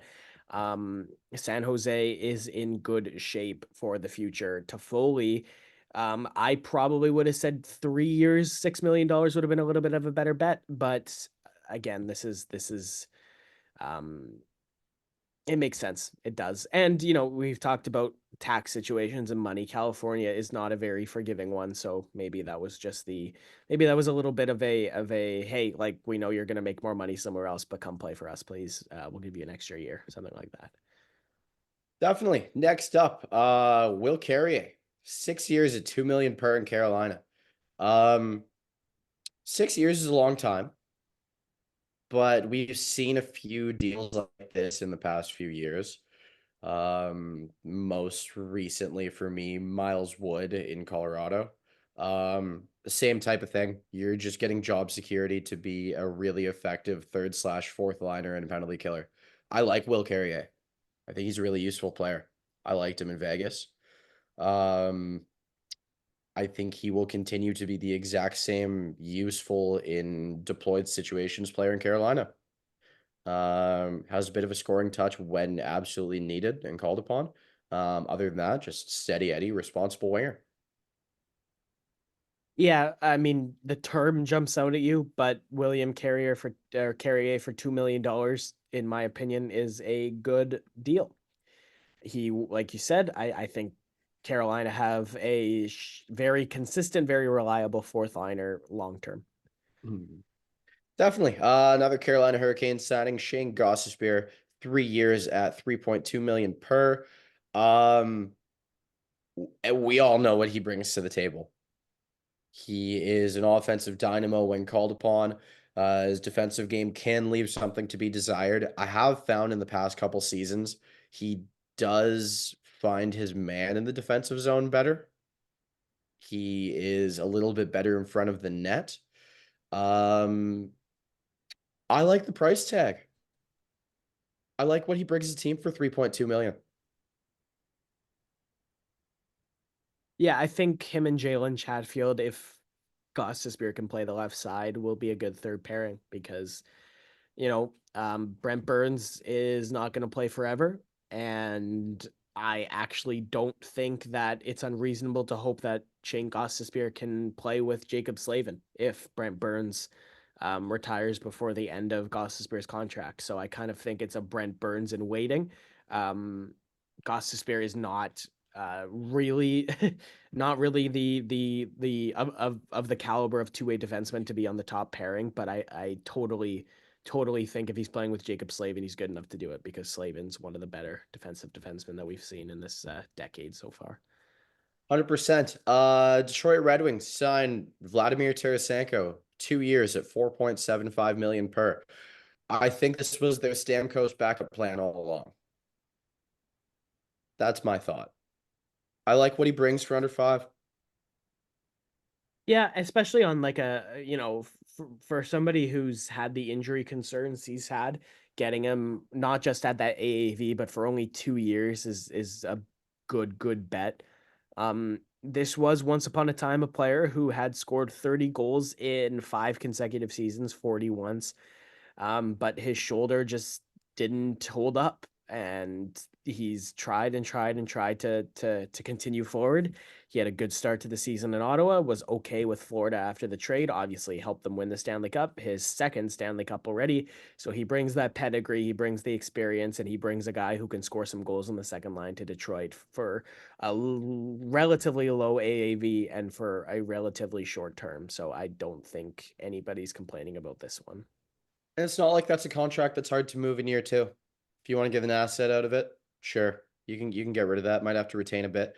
Well, Aiden, I think that's enough on signings. We've had some fun trades since draft day began. How about we take it from the top on these? How about we take this from the first big one on draft day? That would be the Tampa Bay Lightning trading Utah, one of their best players, I would say, probably their second best defenseman, maybe most valuable defenseman, in Mikhail Sergachev. In exchange, they acquired defenseman J.J. Moser, who's got some good offensive upside. He can QB a power play if needed. Forward prospect Connor Geekie, a second-round pick in 2025, and a seventh-round pick in 2024. Aiden, in this trade, Utah gets their franchise pillar defenseman. He is immediately a top pair guy. Tampa really is like, this is an interesting trade for the Tampa Bay Lightning specifically to make, because Mikhail Sergachev is, man, it feels crazy because he's been around forever, because he made the NHL like not in his first season, but in his second season, I believe, after being drafted. He's only 26 years old, and the fact that they gave Victor Hedman 4 years at $8 million, but moved Sergachev to make that happen, surprised me. But man, yeah, like you said, Utah is getting their guy, and Utah are I think are in a good spot to be competitive in the next couple of years, and Sergachev just helps that out because, not only is he going to be their number one, but it also takes a lot of pressure off of Dmitry Simashev, both, being rushed into active duty, and then once he's there, being thrust into a top pairing role. Like, Sergachev is always going to isolate Simashev on that left side. He's got a lot of offensive upside. He's coming off a major injury, but Utah did well in this trade. They had and they continue to have a large pantomime of forward prospects. So I'm not surprised that they traded one of them. I am surprised they moved Connor Geekie because his profile is so sought after right now, with the size and the skill and like the physical dominance he brings. But Tampa Bay does very well to get him. Will he be a Tampa Bay Lightning? I don't know, because if they're going to continue to try very hard to keep their cup window open, he might be the kind of guy that gets flipped for current assets more so than futures. Definitely. And reading a little bit further into it, Sergachev was pretty shocked at the trade, but he did note that, and this is from an article from The Score, but yeah, he did note that he didn't feel he was part of the leadership core in Tampa. So you got to wonder if he becomes that with this newly to be named Utah Hockey Club. Again, Tampa stays busy. They make another move later on draft day, I believe. I don't think it was that much later. They sent forward Tanner Jeannot, who they paid a lot to get to the LA Kings rather. They acquire a 2025 second rounder and a 2024 fourth rounder. Aiden, the asset management here makes my head hurt. Yeah, it's a little bit brutal, but James, if they made this trade next summer, I don't think they get this much for him because he never looked set in Tampa Bay. He never looked that good in Tampa Bay. Um, so I actually don't have a tremendous amount of faith he would have turned it around. So I think keeping him and hoping he would work out would have been a little bit of the sunk cost fallacy. So I don't hate the fact that they traded him for a second and a fourth. I continue to be puzzled at the fact that they made that trade for him to begin with. Um, but yeah, it's a swing and a miss on Tampa's part with this player. For the Kings, getting him for a second rounder and a fourth rounder, relatively low risk. And to me, the reward could be a potential second line power forward who hits and fights. He had 24 goals in his rookie year in Nashville. That's something. But since that rookie season ended in 21-22, he has scored a grand total of 13 goals in the National Hockey League over the last two seasons, including the playoffs. So I'm not super sold that that one season wasn't a flash in the pan because this is an undrafted player who's now 27, and if you look at his career, that is the outlier. Um, I think he can be a effective fourth line player for sure. Um, and if you're Los Angeles trading for a guy whose floor is an effective fourth liner and whose ceiling is potentially a 25 goal second liner, yeah, I'd give up a second and a fourth for that. If you're Tampa Bay, if you have had him in your organization for a year and a half and you don't believe he's going to benefit you in the long run, I don't hate the idea of cutting your losses. Now, Aiden, I'm not going to ask if Tanner Jeannot can become that rookie season 20 plus goal scorer again. I'm going to ask how. How can the LA Kings get that from him? It's going to be fit with his line mates. I think it's simple. Like, I don't really, really see him excelling on a Kevin Fiala line. Um, Okay. maybe he can get the best out of like Alex Turcotte and Warren Fogle. Like I could see that working as a third line if they give Turcotte that third line center spot. That would mean Quinton Byfield would have to play wing, and I don't know if they want to keep him on the wing all season next year. A lot of moving parts. I don't think he factors into their top six though, because I think their top six should be set being Byfield, Kopitar, Kempe, Trevor Moore, Philip Deneau, and Kevin Fiala. Like so to me, I think he can be. I think he can get double digit goals and assists on a third line with Fogle on the right wing and somebody at center. I think it can be Turcotte next year. I think he's finally going to make that step. Now, moving on, Utah stays busy as well, rounding out what I think will be their top pair with reliable defenseman John Marino. I love Marino's game. They acquire a 2024 fifth rounder as well, sending New Jersey second rounders in 2024 and 2025 in the process. Um, I love the move for Utah.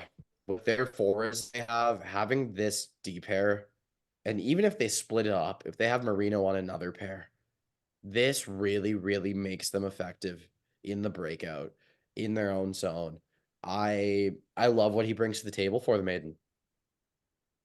Yeah, I think they will split him up. I think he's going to end up playing with Yuso Valimaki on the second pair. That's my 2 cents. That's Uh, fun too. yeah, I think Sean Dursey ends up playing with Sergachev. Uh, but man, like Marino's a guy that like this is basically they have three effective offensive defensemen in Dursey, Marino, and Sergachev now. And what's good is I think both Marino and Sergachev are good enough two-way defensemen that they can be effective on both ends of the ice. And yeah, for this Utah team, they've done they've done good work this summer. I think getting him for 2 second-round picks was a good bet, especially the first second rounder they traded. I believe they got it. I think it was Washington's pick. I don't know if they got it straight from Washington, which means If you look, like Utah was able to not move one of the higher picks they had. So uh, I'd say kind of a slam dunk for both teams because New Jersey clearly needed an overhaul in defense. They signed Brett Pesci, which meant Marino was rendered a little bit obsolete. Definitely agree with you on all fronts there. Washington, they were busy. They were a busy team, and I like the busyness. Um, I actually have seen that as of today, they have added a new general manager in Mr. Chris Patrick. Brian McClellan staying on as president, of course. But yeah, they've been quite busy. They acquired goaltender Logan Thompson from Vegas for a 2025 third as well as a third rounder in 2024. I like Logan Thompson. I think he's a pretty complete goaltender. I don't think he's a 60 game starter, but he doesn't need to be. They have Charlie Lindgren as well. They're going to do the little platoon style thing. I like the setup there. Aiden, do you have anything to add on that one? No, this is a crazy good deal for them. I think Logan Thompson has um high starter potential. Like I totally think this guy is like going to be a very good starting goalie. He's shown flashes of it in Vegas. I think the only reason he's not in Vegas is because Aiden Hill just looks a little bit better. Like I no, this for Washington was like perfect. Two third rounders for a guy I think is going to be a starting goalie. Like I get it. Vegas doesn't really have Vegas almost doesn't have leverage in almost any situation because of the way they move players and the way their money situation is always so tight. Like when they're moving a guy, it's almost like they always need to be moving that guy. So the other team in the trade equation knows that, and I think that's kind of why we're at this spot with Thompson. They also knew that he was due a raise. He's under contract at like league minimum, I believe, next season, and then he's a pending UFA. So they knew that he was going to probably need at least $4 million a season minimum. Um, and so they they knew that wasn't happening from an affordability standpoint for them. So they got what they could for him. So as much as it's a very underwhelming return for the quality of goaltender I believe him to be, it makes sense why this deal was done the way it was, in my opinion. Well, in same team, stay busy. New Jersey acquires forward Paul Cotter and a 2025 third rounder from Vegas in exchange for forward Alexander Holtz and goaltender Akira Schmid. Vegas has since signed Schmid to a 2-year deal. Schmid will be the backup behind Aiden Hill.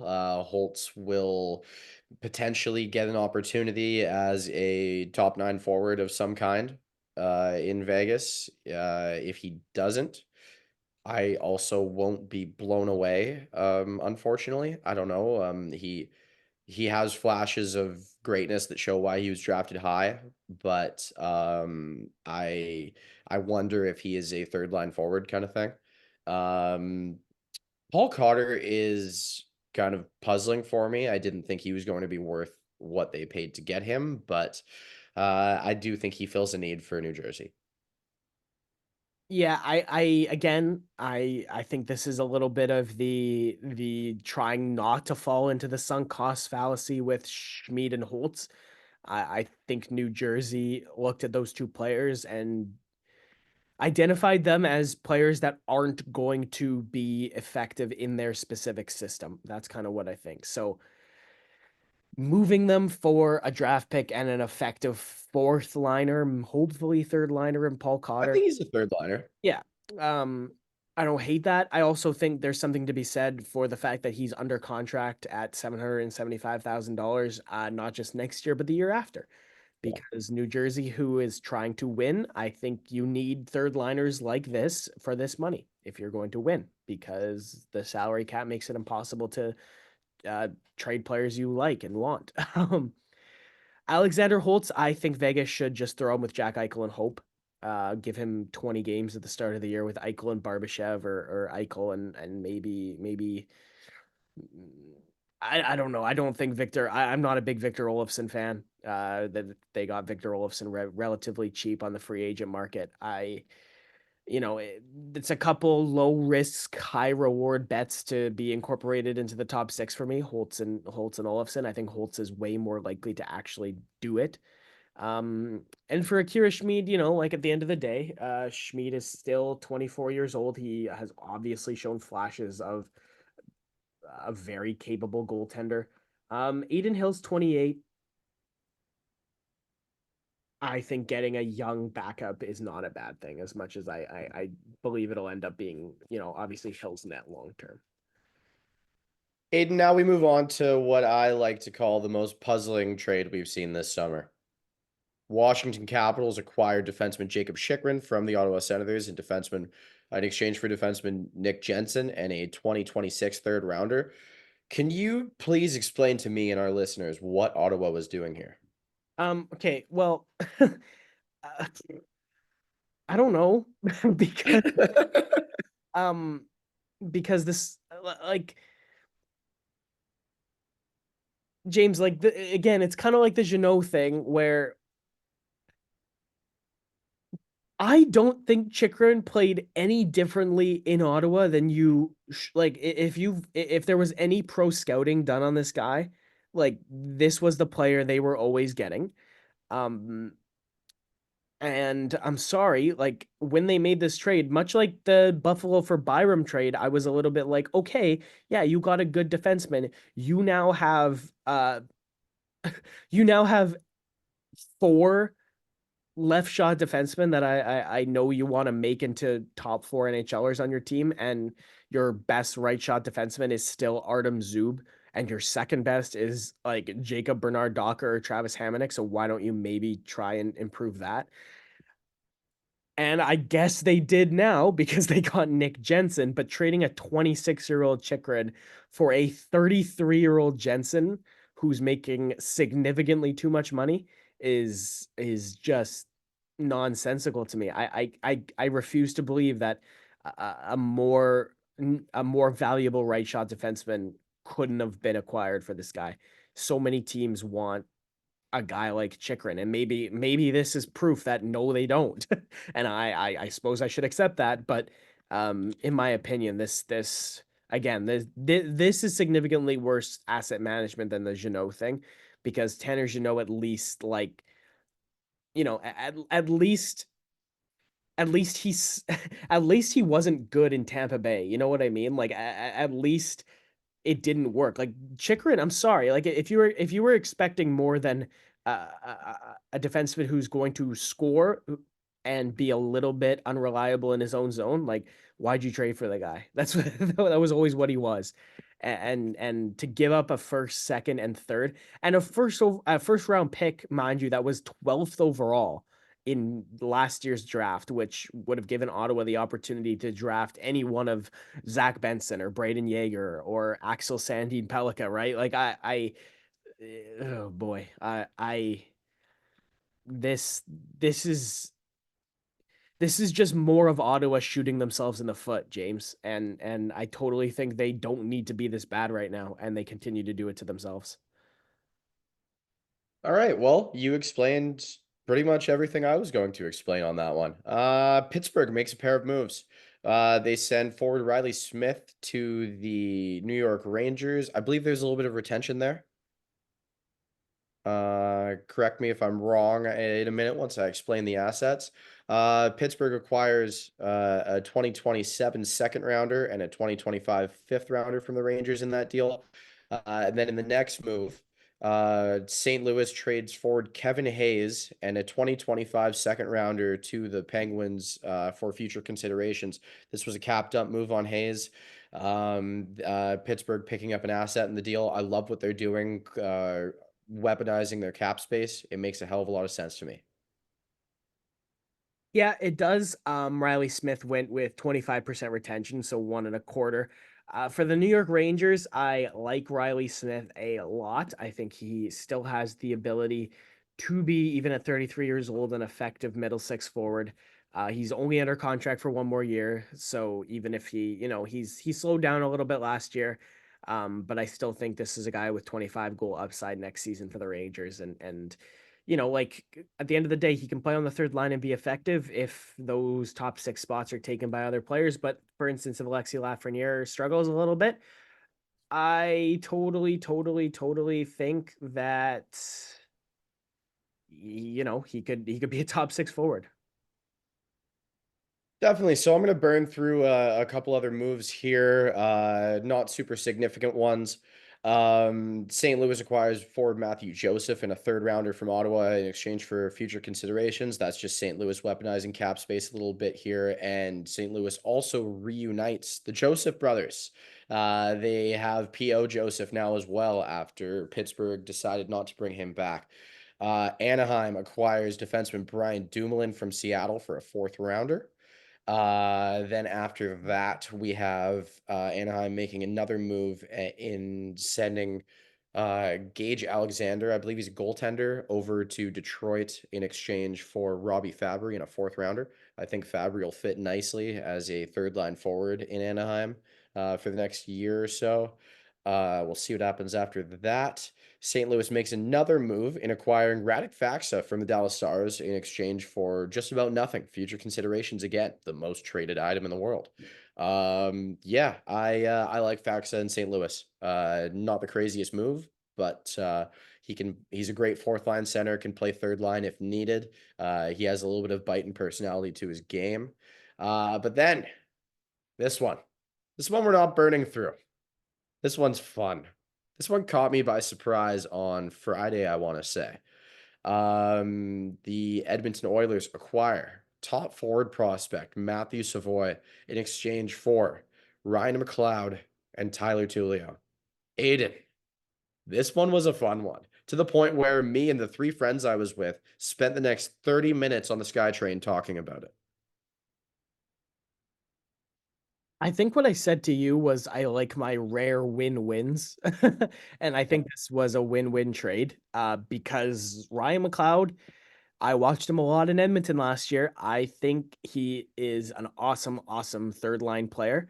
And he makes a lot of sense for the Buffalo Sabres. Buffalo have a plethora of forwards, young forwards, forwards with top six upside.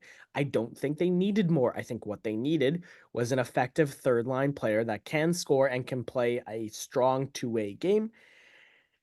And if they were going to trade Matthew Savoy, I think Ryan McLeod was a good player to trade him for because he's 24 years old, and I still think he could develop into a top six forward offensively. I still think he's got that in him.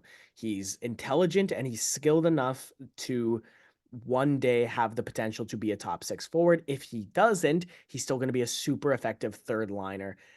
Tyler Tullio was a little bit of a throw in, not the greatest first 2 years with Bakersfield after he scored a lot of points in junior. So at 22 years old, he still has still has a chance to make the NHL.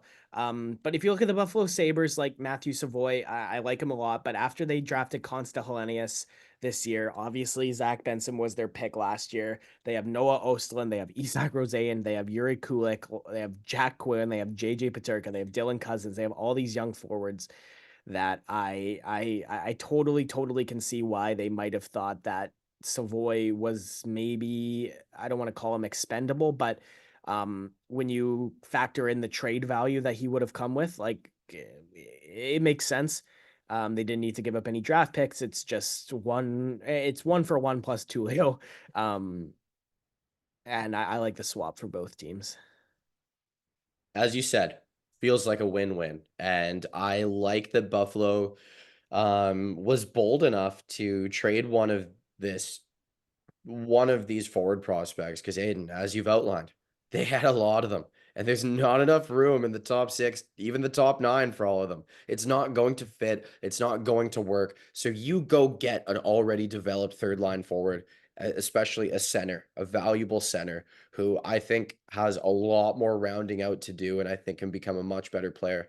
Do I think he's going to be a second line forward? Not really. He could be. It'd be cool if he was. But it's there is value in a young third line center that can grow with this young core as well, and also has the experience now of a deep playoff run with the Edmonton Oilers. I think that's all we got for trades for now. But just before we wrap up our hockey news, I just want to talk about the Washington Capitals and what they've built in all of their busyness over the past few weeks. This is a Caps team who several episodes back I outlined, I think, from Brian McClellan and Alex Ovechkin's end of season pressers that this is a team that was looking to improve their top six. They didn't want to get walked in games. There were a lot of games where the Capitals were just so clearly outmatched. They want to be able to be more competitive, whether that's to be able to make playoffs, be able to show high compete levels for their young players, or even to help Alex Ovechkin reach his goal record. I think all of those are important things, and even just to keep the fan base inspired. That's an important thing too. You're making Caps fans see that there are a lot of fun things going on. And with this Caps team, you can now see a forward core outlined as follows. This is more of a depth chart thing than how lines are going to line up, but they'll have returnees in Ovechkin, Dylan Strome, Tom Wilson. Connor McMichael comes back another year more experienced, another year stronger. And to me, he sure looked good in the last 20, 30 games of the year. They had Pierre-Luc Dubois and Andrew Mangiapane. And if you're lining up one or two of those guys with McMichael or another young guy that I'm about to mention, I think that could really be a benefit. I think Mangiapane could score 20 goals here. I think if Dubois comes in strong, he could end up with 50, 60 points. This could be a career resurgence. I'm not banking on it, but it's possible. And it's a gamble that I'd be willing to take if I'm the Caps about to enter purgatory for the next decade too. Then third line, Sonny Milano returning. Hendrix Lapierre, another year more experience. Taylor Radish, nice gamble. Brandon Duhaime, I liked him in Colorado. I think he's a good, high personality, high motor fourth liner. Hopping in with your depth forwards, Nick Dowd and Alexei Protas. Then the defense, not a massive overhaul on paper, but if you really start thinking about it, it is. They had two top four defensemen. What more can you do? Jacob Chychrun will line up most likely with John Carlson.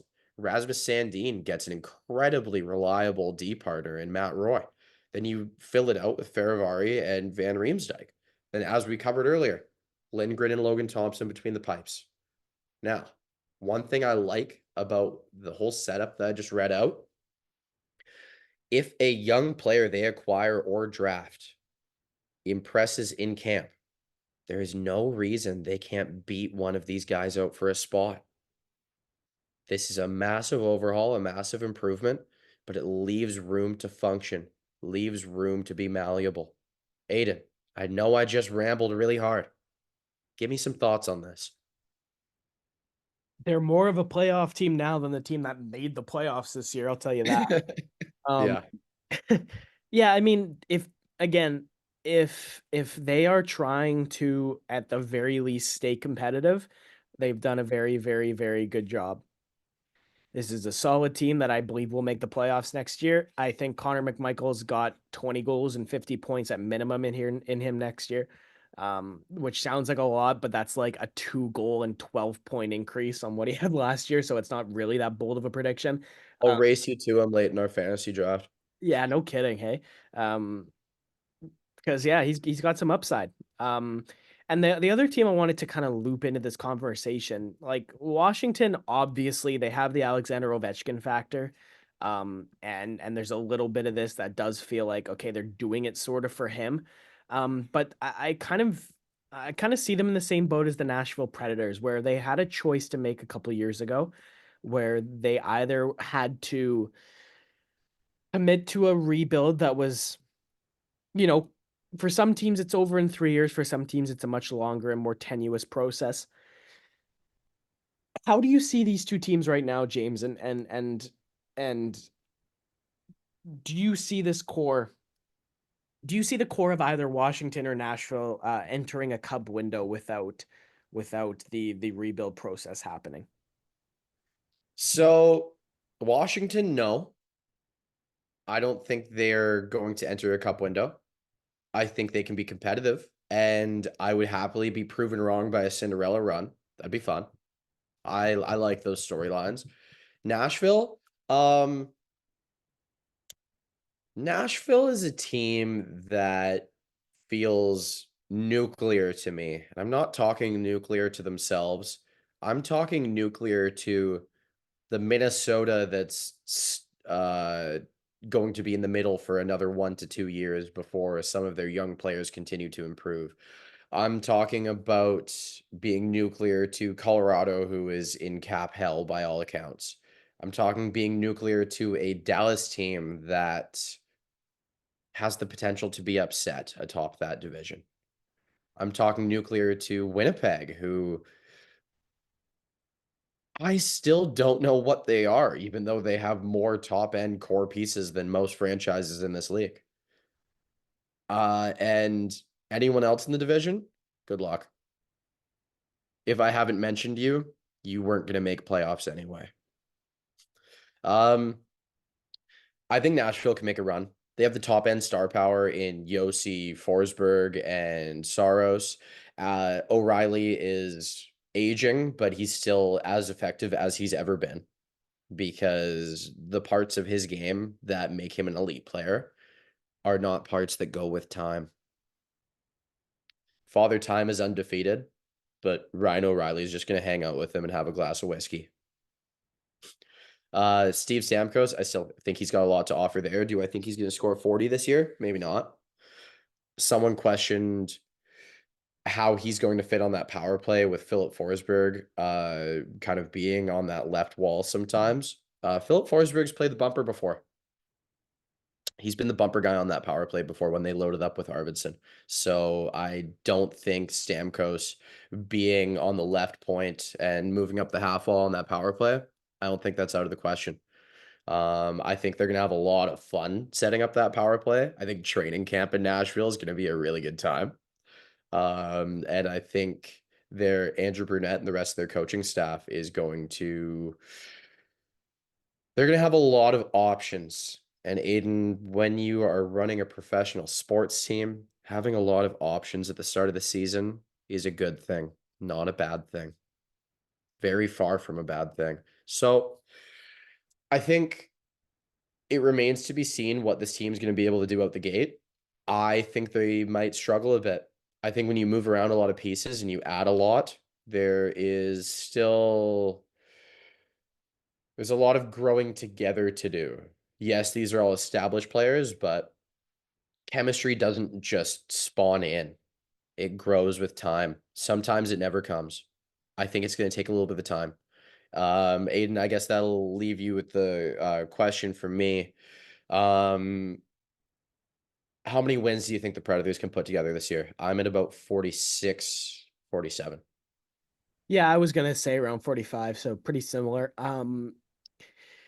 Yeah, I think Nashville, unfortunately, are gonna get passed here by Utah, by Chicago in the next couple of years. So I do completely understand that they're looking at this Central Division and they're saying, you know what, as good as it is still probably our best chance to compete. I think that if they don't win a playoff series in the next 2 years, it's definitely got to be time to start making trades. It's rebuild time then. But and you know what? It's going to be up to Barry Trotz, but yeah, I think one of two things has to happen. They either have to show in the next 2 seasons that this group can win a Stanley Cup, or they got to tear it apart, and they got to start building. They got to rebuild. But I'm open to both things so long as there's at least a proof of concept that they can win, and I want to see them win at least a playoff round in the next 2 seasons. Definitely. That's all we got for hockey today. We are going to skip Q&A and trivia. As we know, this has been a long one. We thank you all for tuning in on this one. I'm not going to do any movies or TV shows, but I am going to remind everyone that summer is the best time of the year to be a nerd who likes TV. Whether you're watching The Boys, whether you're watching The Acolyte, whether you're watching House of the Dragon, the Game of Thrones spinoff, which I have absolutely loved. The writing and editing and everything have just been top notch. And I've been reminded how nice it is to actually care about a character's well-being when watching a show. We've watched a lot of garbage in the past couple of years, TV show wise.